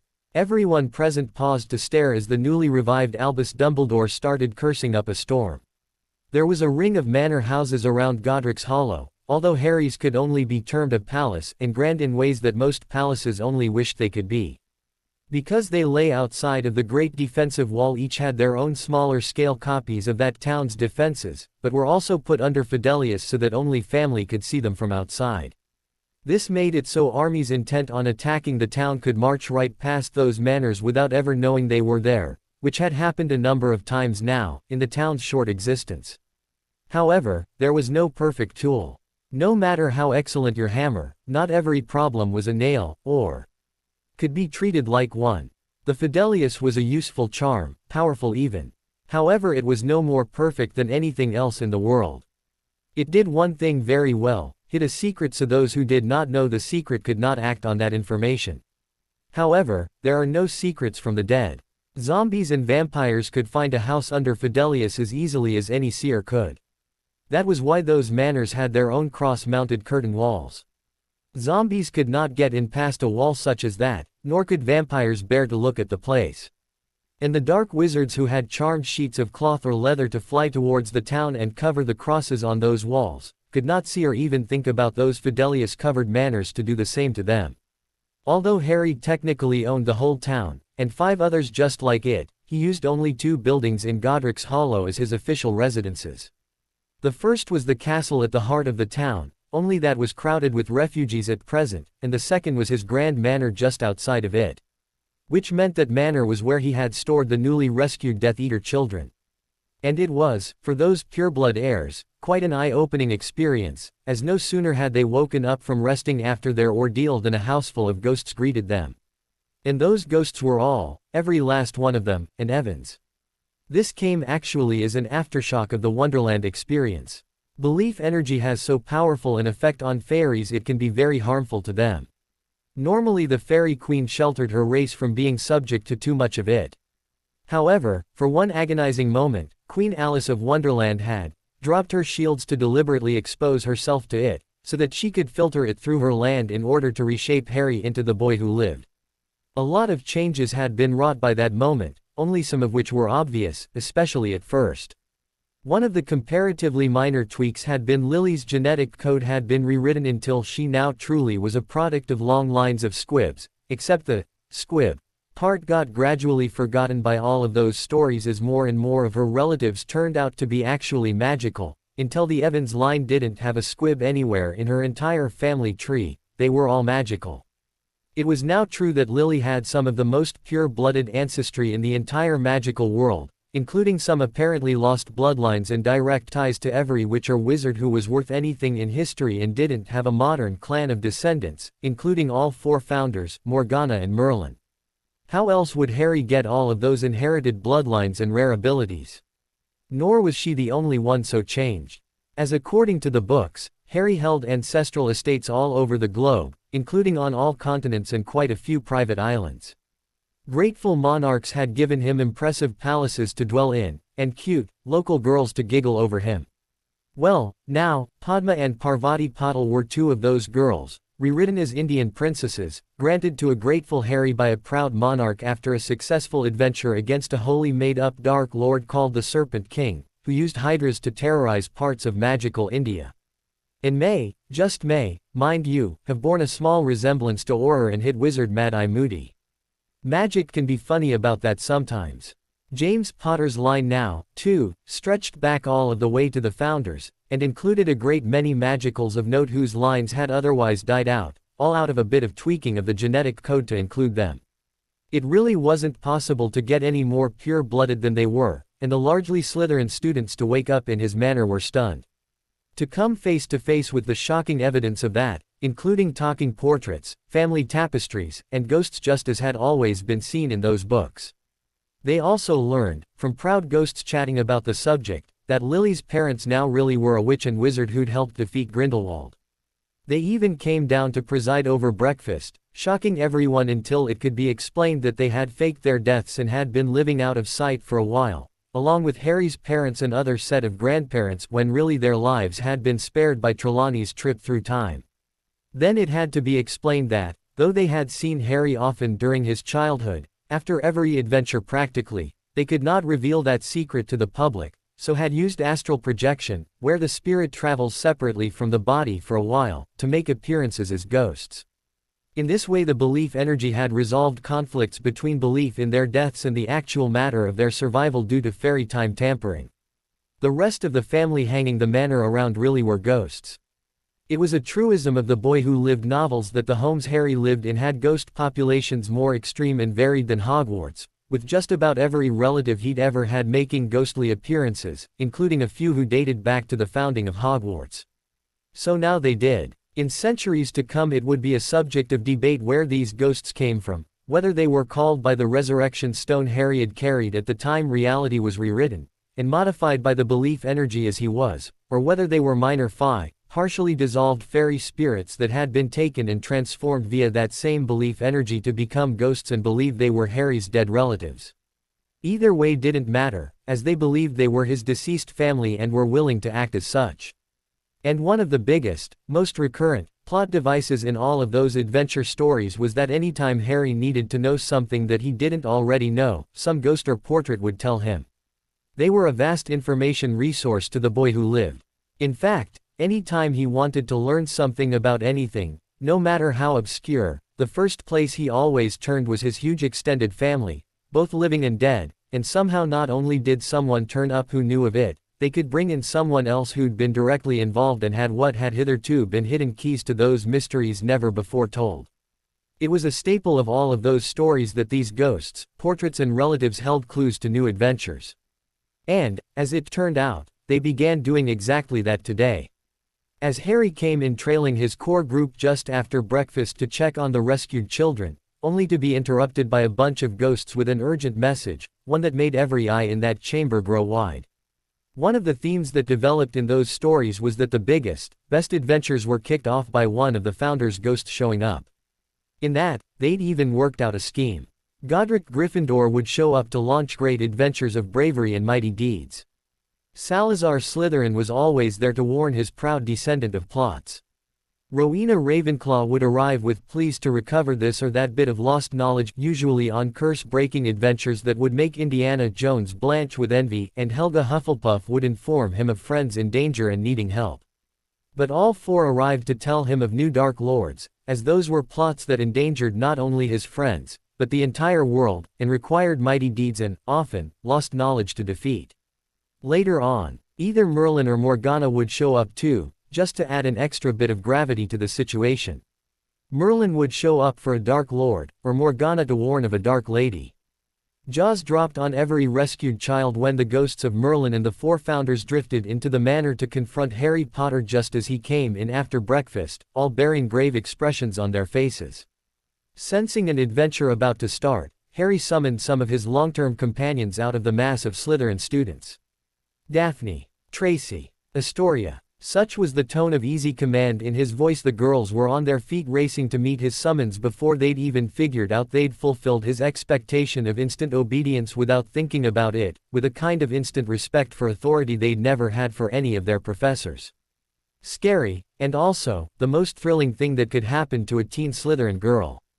Daydreams are often made of such stuff, down in the dorms of Green and Silver. And not a few fantasies as well. The hope that he could do such a thing to them is what contributes a large part to the popularity of rising Dark Lords. Ignoring the girls getting moist beside him, Harry noted only his present companions had assembled and turned to the ghosts to receive his briefing. The revelation of magic to the mundane world had so far failed to change the magical societies of the world very much. They had been secret before that secret got revealed, and though magic itself had been outed, those societies had not been, and remained secret now. The average mundane had no idea where to begin on how to contact or gain access to them, and that remained true now. And those vast spy agencies that might have enough information to have figured out patterns of appearances and disappearances and so forth that might have revealed a contact point or two with the magical world, were now fully engaged in what was their real business, saving their own nation's neck in time of war by ferreting out the secrets of hostile enemy powers that sought their destruction, and preserving their secrets in turn. They didn't have time for exploring nice possibilities. They had all they could do dealing with harsh realities, and they were the only ones who stood any real chance. And, aside from Britain, the Obliviator squads were functioning perfectly. So any clues people did happen to find, got erased. So, though nearly everyone in the mundane world, from governments to spy rings through crime lords and stage magicians, sought some magic to help them do better what they were already doing anyway, they just couldn't find any. About the best clues that could be obtained were those Boy Who Lived books left behind by Hermione, which wouldn't have been very good a help, except for the remarkable fact that all of those books were now true. One of those that would have led countless people right into contact with the magical one was in those books Harry owned properties all around the globe, and quite a few of them had been described in sufficient detail that Muggles could have found them, except that the magic of Wonderland could not create them. Altering that much matter outside of itself was beyond even the belief energy that Fairy Country had been flooded with. However, that didn't mean nothing happened. The belief of tens of thousands of magical children, coupled with a few million Muggles having read those books by then, had a terrific amount of force behind it when coupled with the mutability of a fairy country. Altering too much matter outside of itself was beyond the reach of its abilities. However, Harry had been carrying a large number of family estates and properties on his person in snow globe form when he'd gotten blasted apart into tiny fragments and recreated as a garden in Wonderland. Harry had not been the only thing taken apart and recreated into a new form by that experience. The magic saw a way to complete its objective and took hold on it. So those snow globes now included every property ever impugned to Harry Potter in the books, including a rather large number of private islands. If they'd actually been in the places the books said they were, the Muggles could have found them, by linking hands and walking in chains across where the property lines ought to be to overcome the unplottable and Muggle-repelling charms if nothing else, so specific were some of the directions. But luckily, none of that was possible because currently Harry was carrying those castles and palaces, estates and resorts around in his pockets instead of where the Muggles could find them. Odd bit of luck, that. So out there, in fact, one almost has to wonder how it could be unlucky for Dumbledore for things to turn out like that.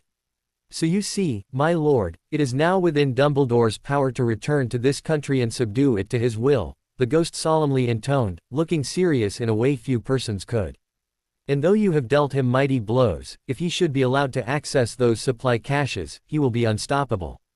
One of the greatest truths of The Boy Who Lived books was that he was surrounded by friends and associates, and at least half of his adventures started by him receiving a warning from some ghostly relative. As was happening now, the entire room had grown silent as the Founders and Merlin had brought in the ghost of Aberforth Dumbledore, who was explaining events around the Styx, the invulnerability they sought from it, his current partnership with a newly freed Gellert Grindelwald, and the secrets of Aberforth's own hideout, built when he was an imprisoned servant of his brother Albus, and finally that Ollivander, the wand crafter, had a Horcrux container in the back of his head armed with runes to control his actions, just as he once did. But, most important of all, that scar on the headmaster's knee had finally been explained, as a guide, or map, to countless supply caches of smuggled goods, both legal and illegal. A series of warehouses storing the accumulated wealth and goods of nearly 2 centuries of being the most active smuggler in Europe, and a priceless amount of war material, capable of generating the kind of thrust not even an army of vampires could. Harry had once robbed Voldemort's supply caches to prevent just this sort of thing, although the scope of that one had been much smaller than this one, as Voldemort had not been the sole supplier of just about every business in Britain, legal or otherwise. More wealth existed in those caches than in all the rest of magical Britain put together. Every kind of thing from the common, food and wand cores, potion ingredients and cauldrons, to invisibility cloaks and rare artifacts and the most esoteric magical supplies imaginable. It was all anyone could ask for to run a magical army throughout a protracted campaign of conquest. There were even chains and collars for magically binding captured people as avs. Armed with those supplies, and a small cadre of invulnerable warrior wizards to use them, Dumbledore would be invincible. Scary as anything, but Dark Lords new and old popping out of the woodwork to invoke some ancient threat was also a fairly typical start to a Boy Who Lived adventure, even if specifics on this one were a touch more grim than most. And even the most die-hard advocate of the headmaster could be convinced by this briefing of his many crimes that Albus Dumbledore was a Dark Lord. There were not actually any die-hard Dumbledore advocates in the room. Just then. Still, it would have convinced them. Hermione retrieved and presented the stretch of skin holding the scar that helpful pixies had once cut off of the headmaster's knee, and the whole group gathered around it at once, until Harry wordlessly cast a charm none of them had even heard of, to project its image into the air large enough for everyone in the whole room to see with ease. The Boy Who Lived did things like that on a routine basis. Hermione quickly saw the problem. This map shows the locations, but none of the traps or defenses. He's sure to have some. And there are too many of them for me to get personally to each one before the Dark Lord returns to claim them. The Boy Who Lived didn't have any doubt in his ability to penetrate locations where even the most skilled cursebreakers wouldn't dare to go. We're going to need some raxperts for this, Luna declared. Hermione, though she still hadn't seen any of those, wisely refrained from comment. It was Hannah who piped up, I don't recall seeing those in our Care of Magical Creatures textbook. Yeah, Susan backed her friend up. What are their powers that we should want their help on something like this? Raxperts, Luna intoned, acting both serious and playful at the same time, are highly magical, although they are only able to use most of their powers when no one is looking. Even so, they rarely use them. They are very playful animals most of the time, and only become serious when someone they love is in danger. Then they can do the most extraordinary things. Things like what? Daphne asked. Luna smiled. They can run so fast you'd almost think they were apparating, spurting, over long distances, move objects and open doors just by wanting to, and their bite causes special pain to the guilty, racking them with hurt in proportion to their evil deeds, but most of those they only use in crises. Raised as both rescue dogs and war dogs, they have the almost unique ability to sense magical creatures that are invisible to just about every other sense, including behind walls, under floors or fallen rock piles. It makes them great for rescue work or guard duty, but we can use that ability to find out where the guards for these storage depots are. Other than that, the only power they use with any frequency is called starlight barking, where they basically gossip with each other, and normal dogs, over enormous distances. Barking, several puzzled girls asked at once.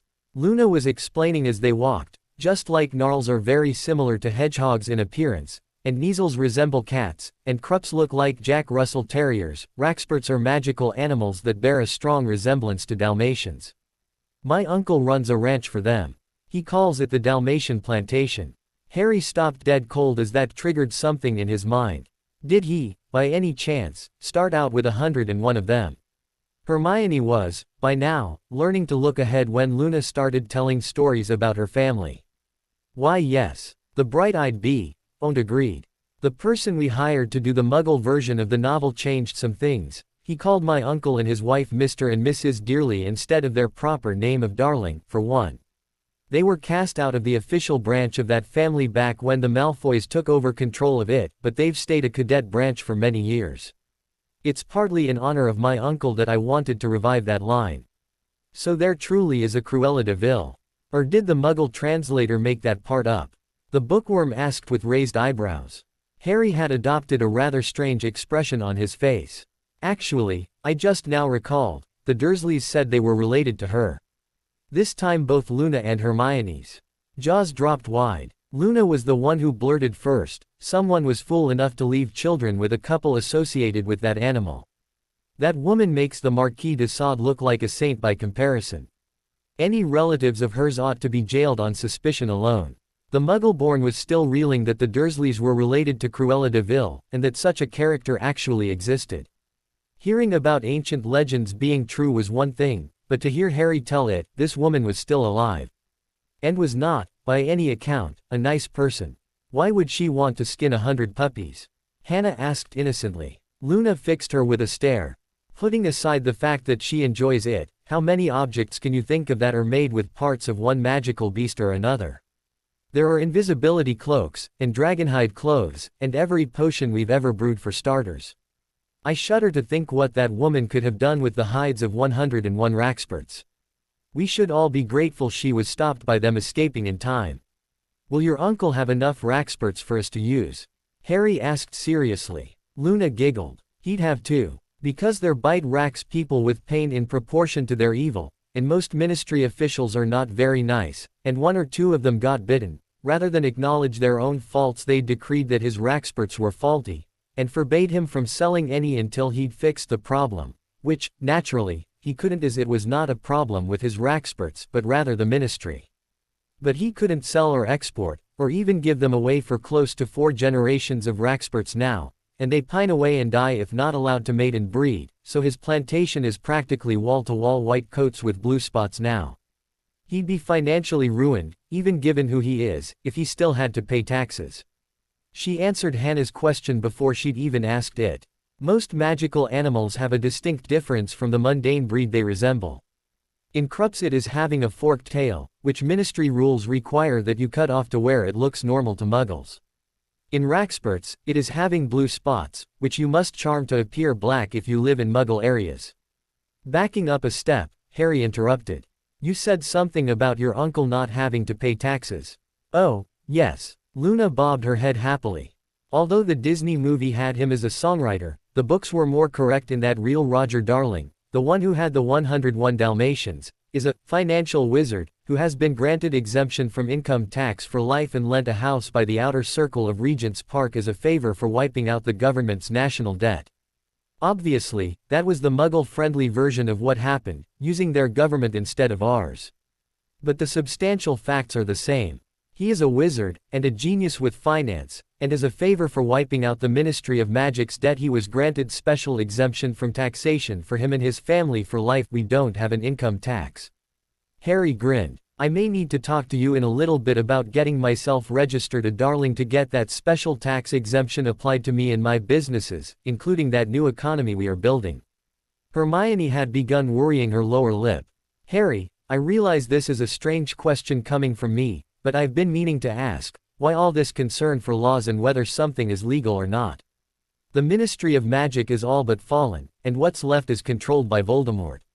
Why should we be so concerned with obtaining rights and privileges by the rules of a system that largely doesn't run anymore? Harry merely smiled at her. Just like my staff for moving properties, some forms of magic only operate if it is legal for them to do so. And Dumbledore, if anyone, would be expert in their mastery. So, since we know he is about to return, and control of the ministry is liable to revert to him the moment he does. It is best to find ways to protect ourselves against it before that happens. And one of the best ways is to not let them tax our new economy. Letting your enemy decide how much of your money he's going to take, then use against you, does seem contraindicated, Hermione agreed. Susan giggled, having an insider's perspective. Oh, it gets better than that. Most every non-pureblood, non-Death Eater in Britain now works for Harry. If they can't tax him, or his businesses, they could hardly tax anybody. And denied tax money, that wicked government must surely fall. Hermione was smart enough to see where this was going, and grinned herself. Dumbledore is so used to power residing in the ministry that he won't be able to help himself. He will take it over again. But without tax money it becomes a liability instead of an asset. It will drag him down instead of granting him the power he expects it to, as it needs more help than it gives. And that, Harry said, hugging them all, is why I surround myself with smart witches. Come on, everybody. We've got to go collect some Raxperts. There are secret lairs to raid. Dumbledore had mastered every style of magic known to the British Isles, and more. He'd investigated styles of magic often thought lost or forgotten. Thus, when he warded a vault complex, he began with Egyptian tomb curses as a base to start with, added measures such as got used by Gringotts to protect their own vaults back when they had any, interwove Celtic runes and grew complex from there. Egyptian curse breakers would have fainted at the very idea of facing one of Dumbledore's private stashes, had they known what was protecting them. Dumbledore could do this because he was famous for forgetting more magic than most knew in their lifetimes. Thus he had more tools available in his bag of tricks. But the boy who lived never forgot anything, not even the list of 21,326 birthdays he sent gifts to every year. All of them appropriately chosen for the person receiving them, of course. And the boy who lived regularly took on adventures that were quite frankly based on the very worst tales that cursebreakers could think up. The better to leave everything in those tales exciting, of course. Lily Potter wrote as fast as she could.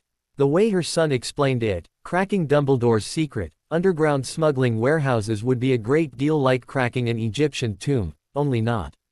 Dumbledore's great weakness, her boy had said, shortly before sending them all off on these assignments, is that he is a traditionalist at heart, one of the great defenders of, the way things have always been is the way they ought to be. And this makes him predictable in some ways.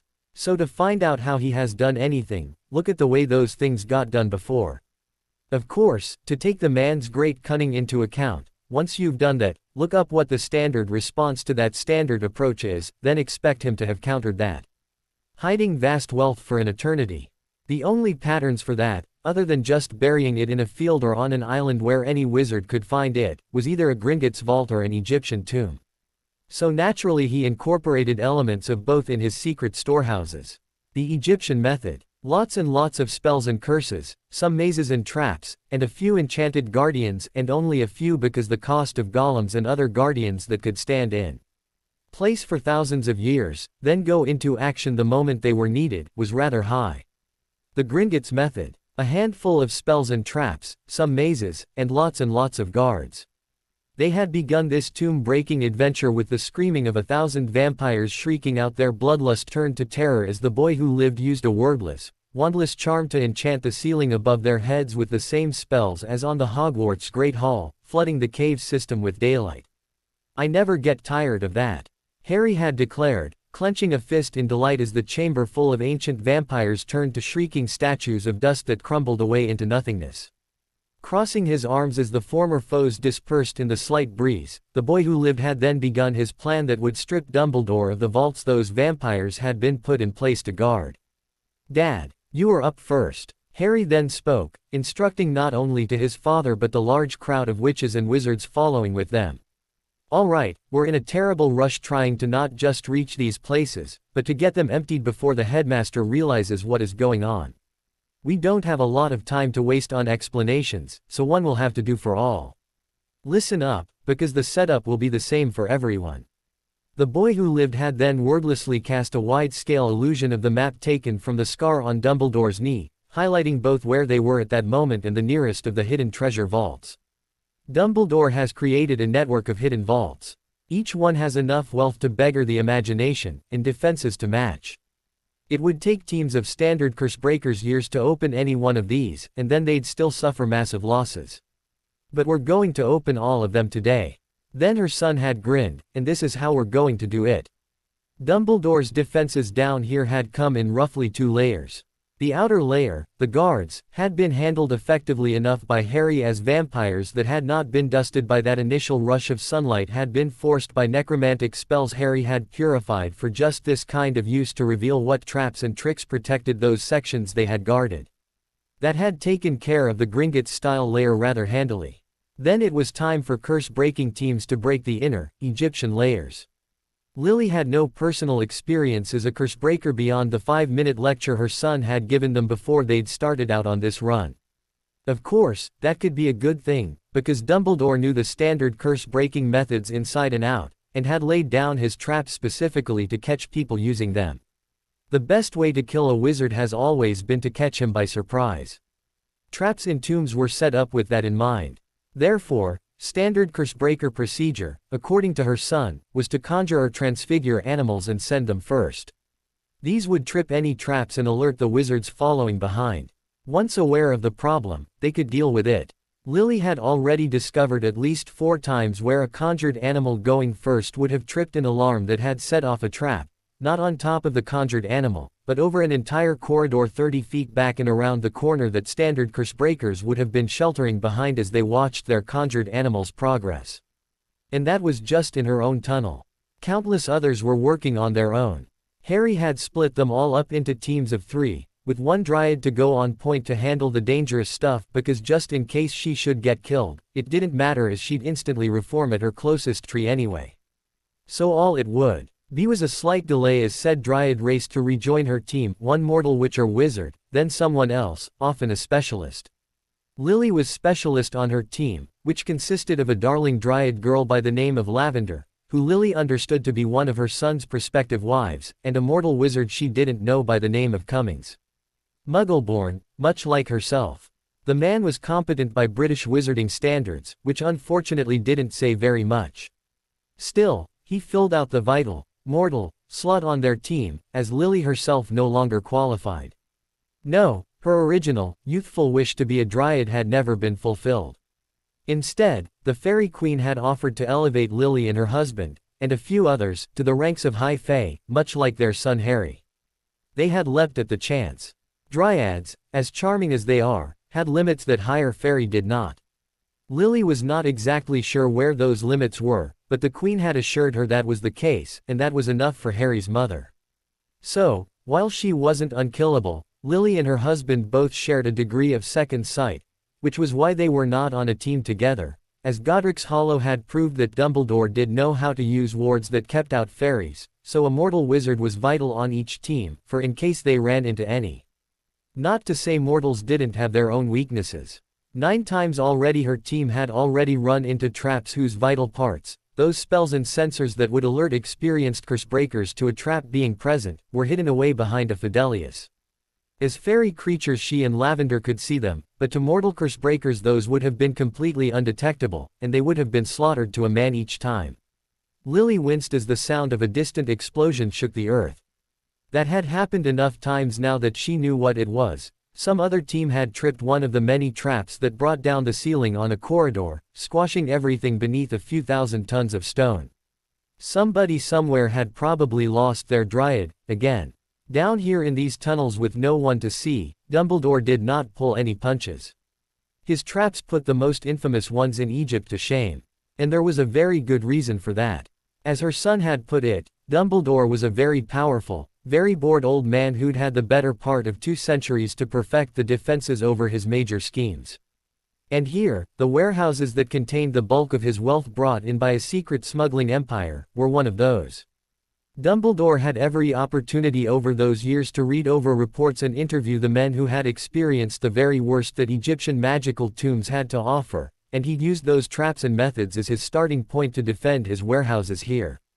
Not only did he include the original Egyptian traps themselves, but he knew how those had been broken open the first time, and lay more traps to slaughter anyone trying to counter those. So, if a cursebreaker should come up to ancient Egyptian trap number 143, He probably would go through his logs and reference books to discover just how that had been broken back when it was first discovered back in Egypt, if he didn't know already. And the moment he used the standard counter for trap 143, or any strategy based on that counter, he'd be caught by a second trap meant specifically to catch someone attempting to disarm trap 143. This place would have eaten standard teams of cursebreakers alive. There was a magical field across the corridor up ahead that fried anything passing through it. Now the standard approach to something like that was to conjure or levitate enough junk through it to exhaust the magical reservoirs powering the field, but Lily had seen enough to be certain somebody doing something like that would find out that the same power wells supporting that field also kept up a second, hidden effect that prevented something else from happening. So if the field was exhausted, the ceiling would fall, crushing all beneath, or the containment ward holding a previously summoned demon would collapse, leaving it free to ravage everything in the corridor. Something like that. There wasn't a single, simple trap down here. Everything was two-pronged, when it wasn't three or four-pronged, or just the bait to lead you into something even more devious. Lily finished drafting the latest corridor using a conjured muggle drafting table and tools to help mark things out accurately with real ink on real parchment. One of those things Harry had stressed was they ought to map out the defenses they encountered, mostly so they could learn Dumbledore's style of how he defended things. Whatever they ran into here, where he was protecting wealth most precious to him, would be his some examples of best work. So, if they should want to attack Dumbledore anywhere else that he'd defended, what they learned here would help. She'd first tried a standard mapping quill, only to discover very subtle differences between the angles and distances it recorded, and the real thing. The same problems cropped up using charms to gauge distances and measure angles in this place. Everything came out subtly wrong. So the first thing Lily had done was send an alert out to all the other teams not to trust them, and why. And the second thing she had done was to get some muggle tools to do the mapping the old-fashioned way, with rulers and plumb lines and a bewildering array of devices, and string. Ceilings in this place would dip, and walls would bend, and often it was most instructive to note why.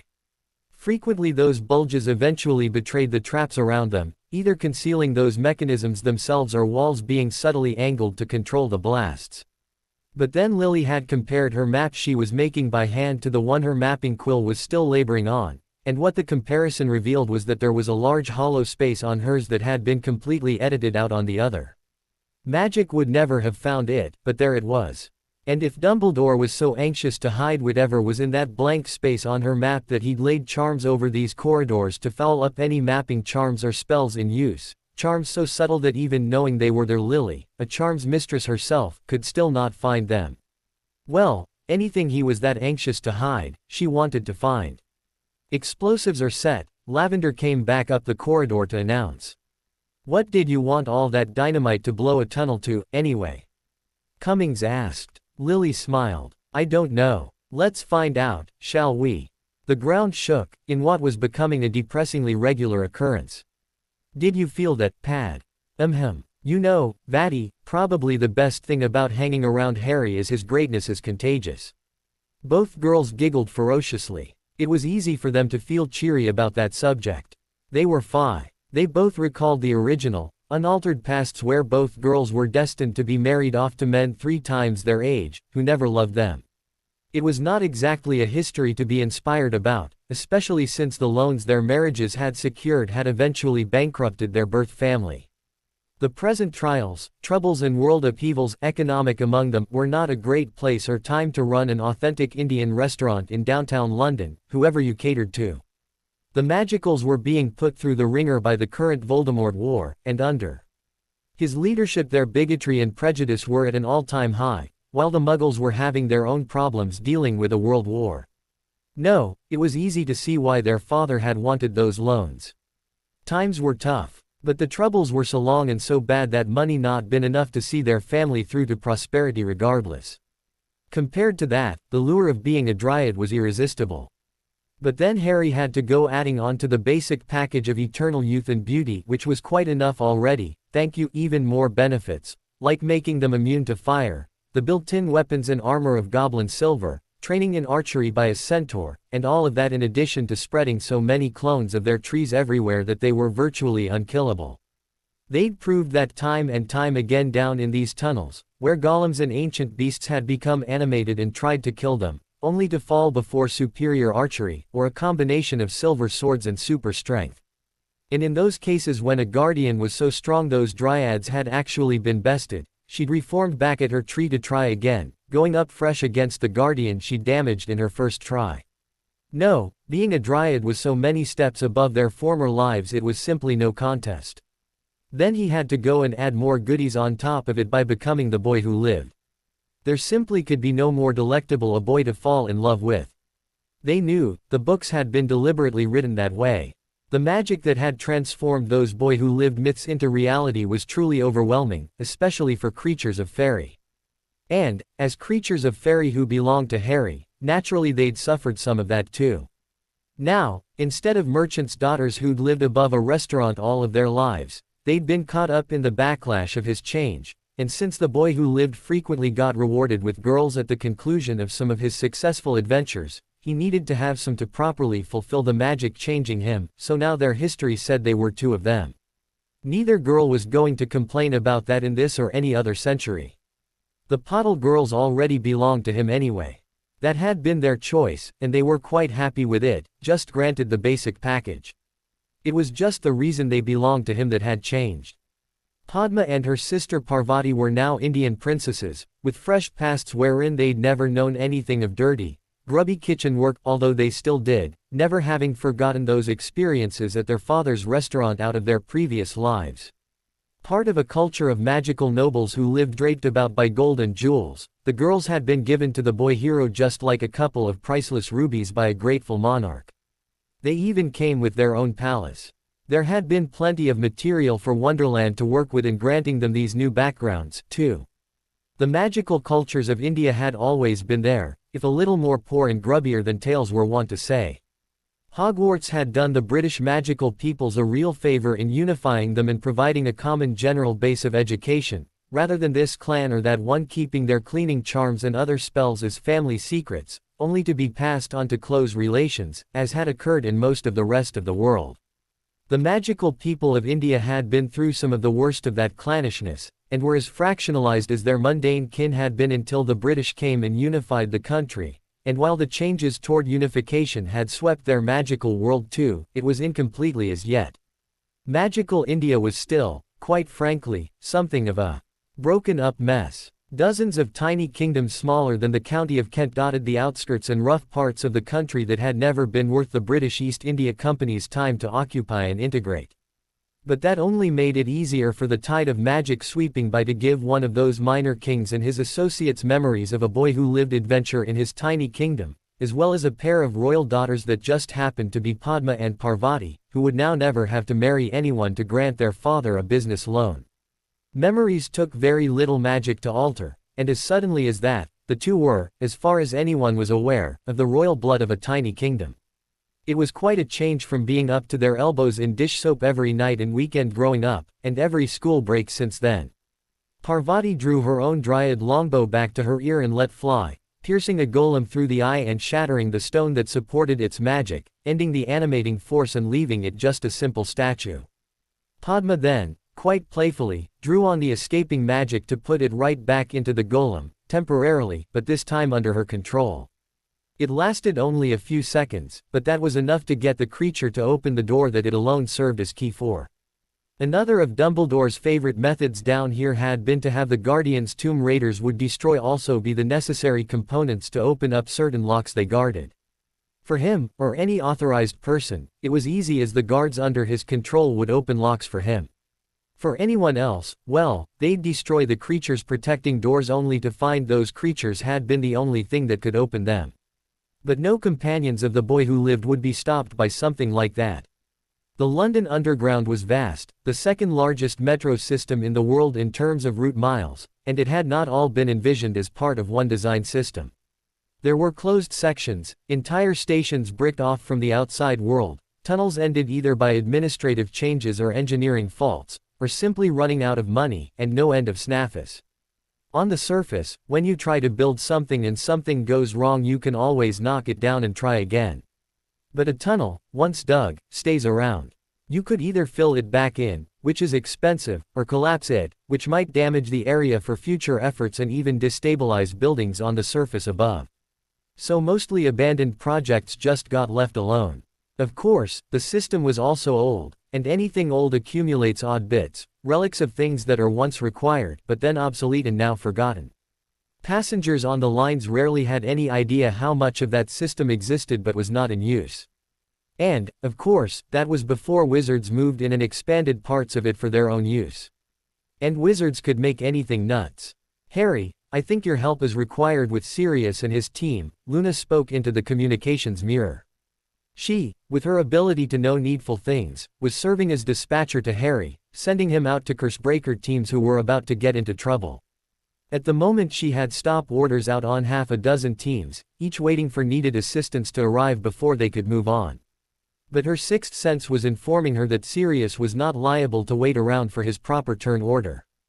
By her side, Hermione, the homework seer, was checking over maps that had been brought back from over 20 teams who simply had not been able to proceed, getting stuck, or turned around, or just not able to find the vaults they were sent after.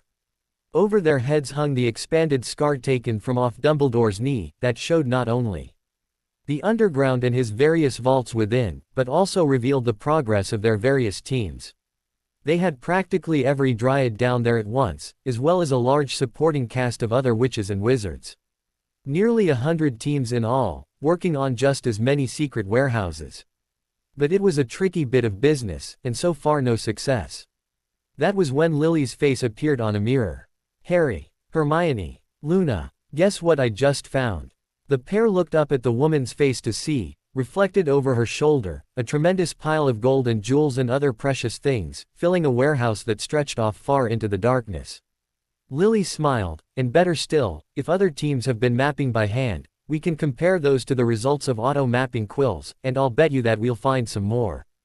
"Okay, I've got to admit, the benefits of serving Potter over Voldemort are far better," Tracy quipped, levitating out a basket filled with priceless jewels. "Not like that's any surprise. I'd take this over hiding out in a leaky tent any day," Astoria agreed, carrying her own baskets of jewels magically along through the air behind her. Not to mention the threat of random crucios and beat by purebloods. "Yeah, working for the Dark Lord was nothing like how Draco and the others described it," Daphne agreed, pushing along an animated mine cart filled almost to the breaking point with golden coins, smirking down at the fortune, in value greater than her trust vault had been, and her parents had not been stingy. While she was not a sole heir like Potter had been, the Greengrasses were not paupers, either. As they entered one of those areas where the tunnel was lit by sunlight from a section of ceiling enchanted by Harry, the coins began glinting under the roof light, and she added, "Then again, this is not how I pictured my first day on the job, working for Potter, either." The trio of Slytherin girls passed a few dozen of their classmates going in the other direction, back into the treasure trove. They were all part of a giant conga line of witches and wizards helping to clear out one of the latest storehouses to be opened.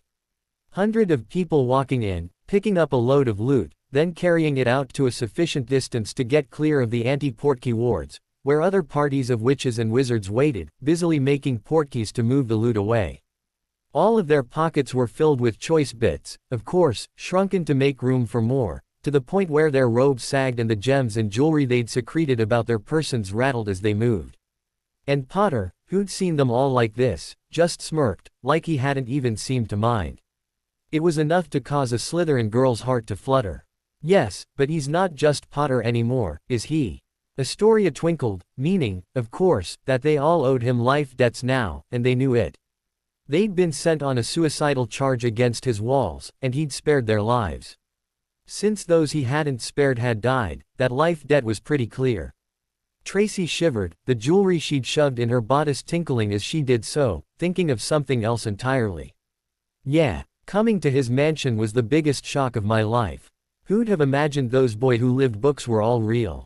Daphne shivered herself, although for an entirely different reason.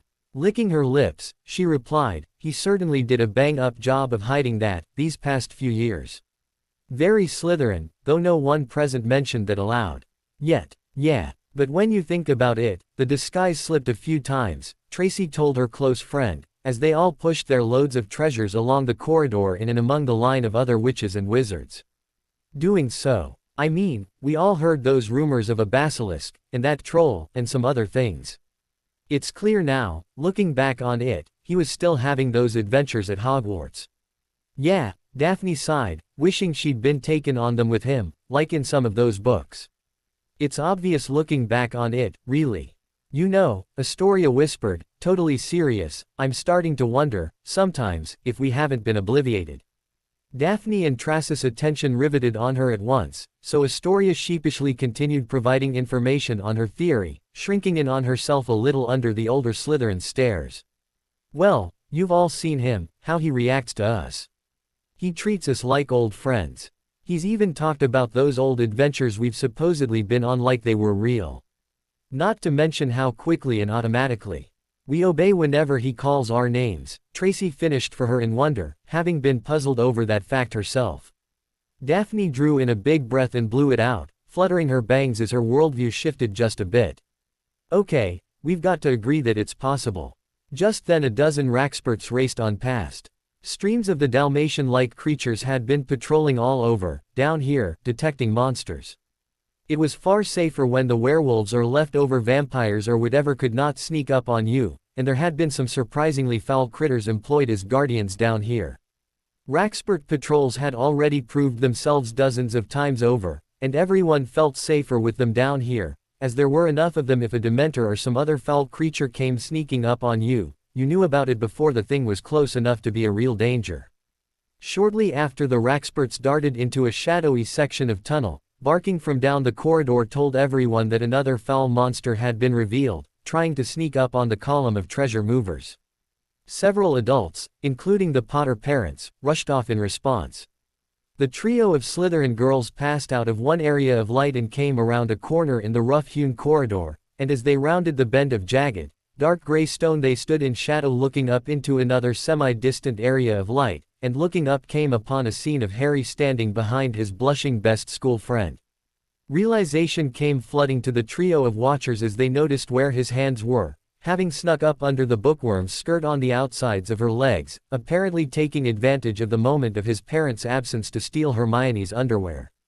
No way. Astoria breathed in awe, her voice both intense and quiet, reflecting both her need to squeal aloud over this, and not interrupt. We shouldn't be watching this. Tracy whirled around so her back was toward the couple. But, this is like a Potter family ritual. Astoria breathed, again both intense and quiet, so she seemed both loud and soft at the same time as her eyes grew round over the scene occurring before her. They're not really engaged until he steals her knickers. Really? Tracy glanced aside to judge how serious Astoria was by her face. She was dead serious. Daphne's younger sister breathed, feeling both a little shy and very envious. A little guilty over watching this, too, but no way was she going to look away. All of the Dryads have been talking about this. So far the only person whose knickers he's stolen was Lovegood. So this is like a major deal. Really? Tracy repeated, glancing now over her shoulder to where Harry's hands had risen to the level of Hermione's hips underneath her skirt, and while the Gryffindor girl was blushing up a storm, she wasn't saying a thing to stop the slow and steady advance of those hands as they committed a slow in case of direct knicker theft. Astoria repeated, really impressed they got to watch this. Some guys will get down on their knees and give you a ring. Potter men steal your knickers, but it means the same thing. Daphne, who had been both watching the developing scene and listening to her sister divulge knowledge about its significance, heard this last part and had a very Slytherin moment. Drawing her wand, she very quickly cast a spell. What did you do? Tracy hissed insistently, having caught the tail edge of that spell, while Astoria's gaze had been captured by the sight of Harry's hands now delicately slipping the pair of knickers down off Hermione's legs. Wait for it, Daphne beamed smugly. Hermione stepped out of the clothes as Harry at last rolled them off, and Astoria had to shove a fist inside her mouth to avoid her squeal of glee from interrupting this romantic moment for the couple. Just as Harry tucked the pair of knickers into his East pocket, Daphne whispered some hasty instructions to Tracy, then stepped out into the light, saying smugly, "Nice moves there, Potter. But you might want to look at the name sewn into the waistband of that pair of knickers you've stolen." Harry whipped the pair of wet clothes out of his pocket, and saw they were both Slytherin green, and had the name Daphne Greengrass sewn into them. Daphne lifted her skirt to show the couple she was wearing Hermione's knickers, and declared, "I cast a switching spell, trading Hermione's clothes for mine. Now you've stolen mine, but you know where to get hers." Daphne dropped her skirt hem and posed invitingly. Astoria's jaw was scraping rock dust from off of the uneven tunnel floor below their feet over her sister's audacity. But her eyes nearly fell out of their sockets when, after trading a glance with Hermione, Harry actually went for it. He began advancing on her, an intense look in his green eyes. Tracy cast a spell, then leaned in to whisper to Astoria. "Well, if you want the Griff, now's your chance. I've already just switched with Daph, so after he steals mine from her, if you want to be next, you know what to do." Astoria's eyes grew rounder than ought to have been possible in her small face. Getting what they were suggesting was easy, as Harry was after Hermione's knickers, but already 2 Slytherin girls had worked switching spells so he would steal theirs instead.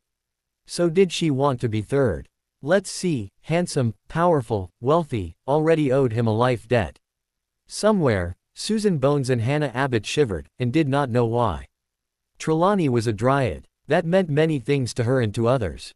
However, it went one step further, in that she was a dryad in love, although her intended was being annoying chaste, and that meant many more. Like most other women who have chosen her man, that meant she wanted to be close to him. Unlike most mortal women, she had options not available to just anyone. Wood from her tree was as much a part of her as her skin. Back when they were all very new to this and Trelawney was a new dryad, she had stolen away furniture Harry had bought for himself to replace with her own because she wanted his things to be parts of her, so she could be close to him. It was a female thing. Hermione understood her totally. For Trelawney this was deliciously naughty, because when Harry slept in a bed made out of her wood she was, in effect, sleeping with him, and got an all-night cuddle effect without anyone being the wiser.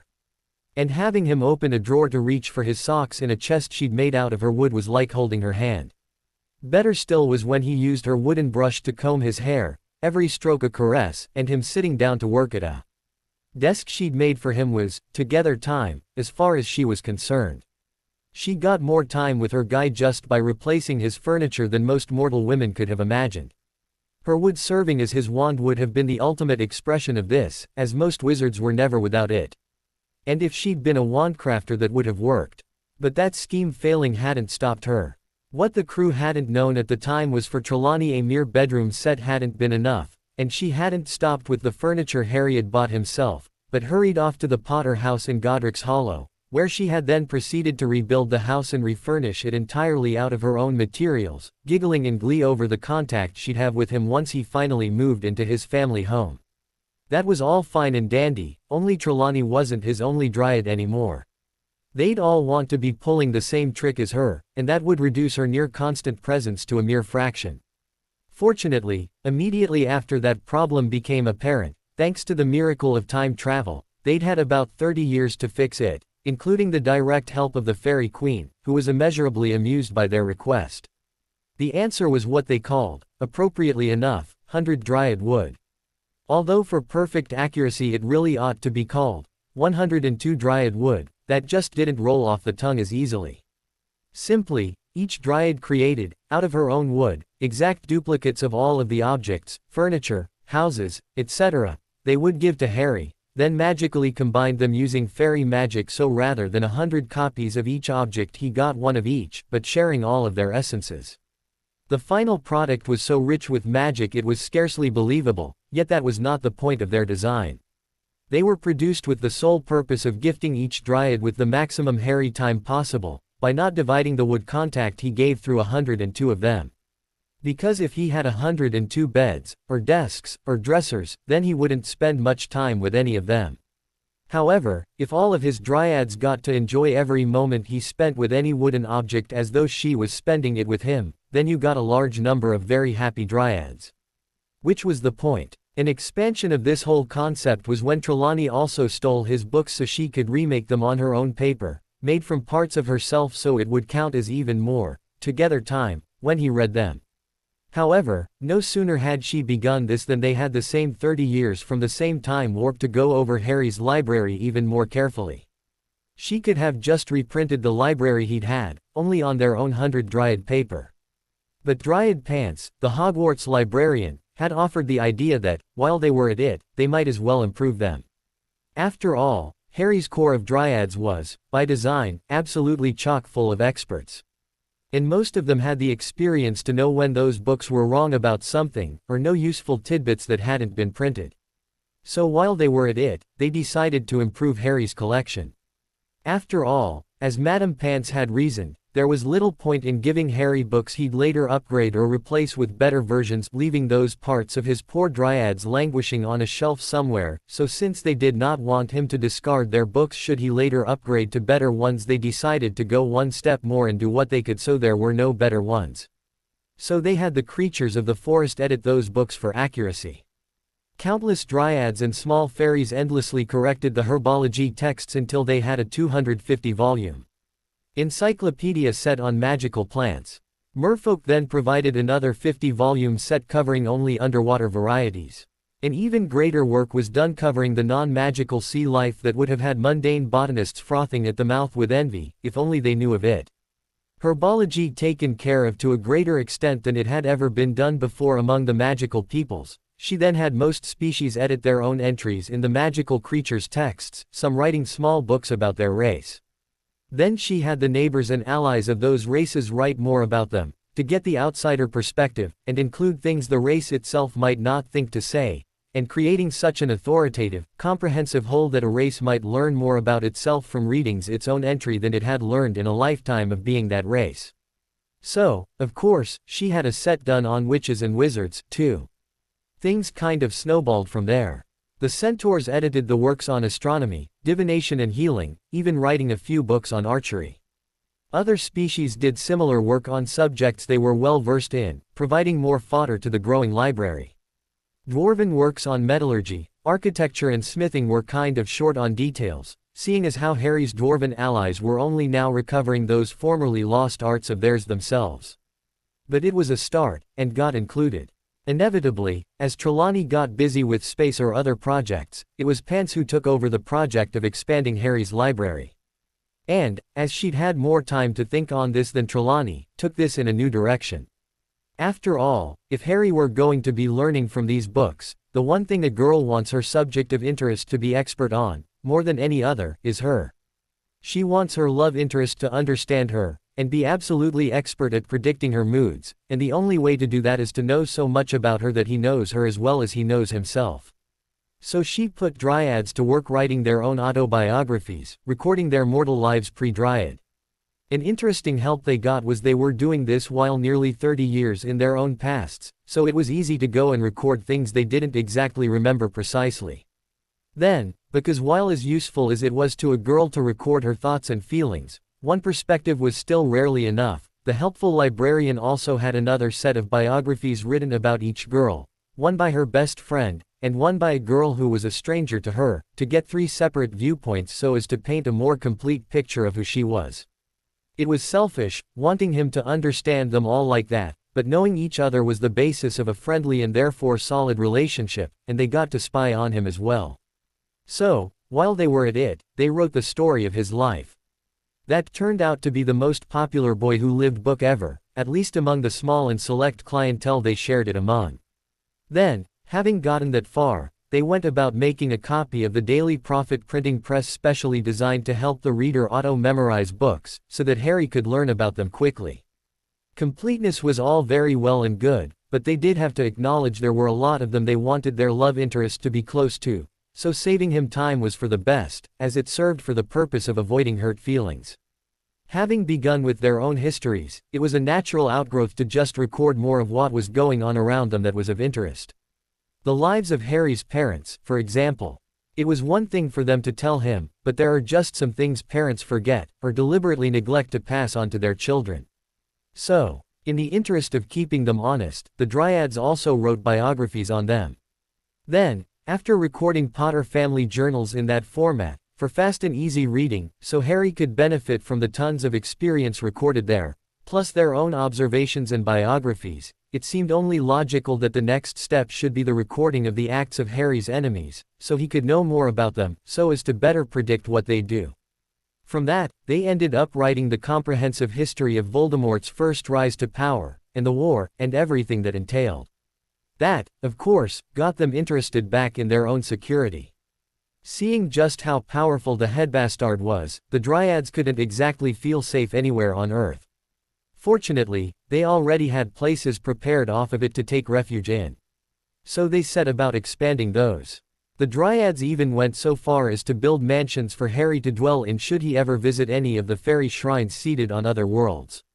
Knowing if they moved there for safety, it could easily be a final choice, they also had great crystal palaces constructed modeled after his greenhouse on Earth, although it was mostly for the purpose of having fresh supplies of potion ingredients on hand in those otherwise barren environments.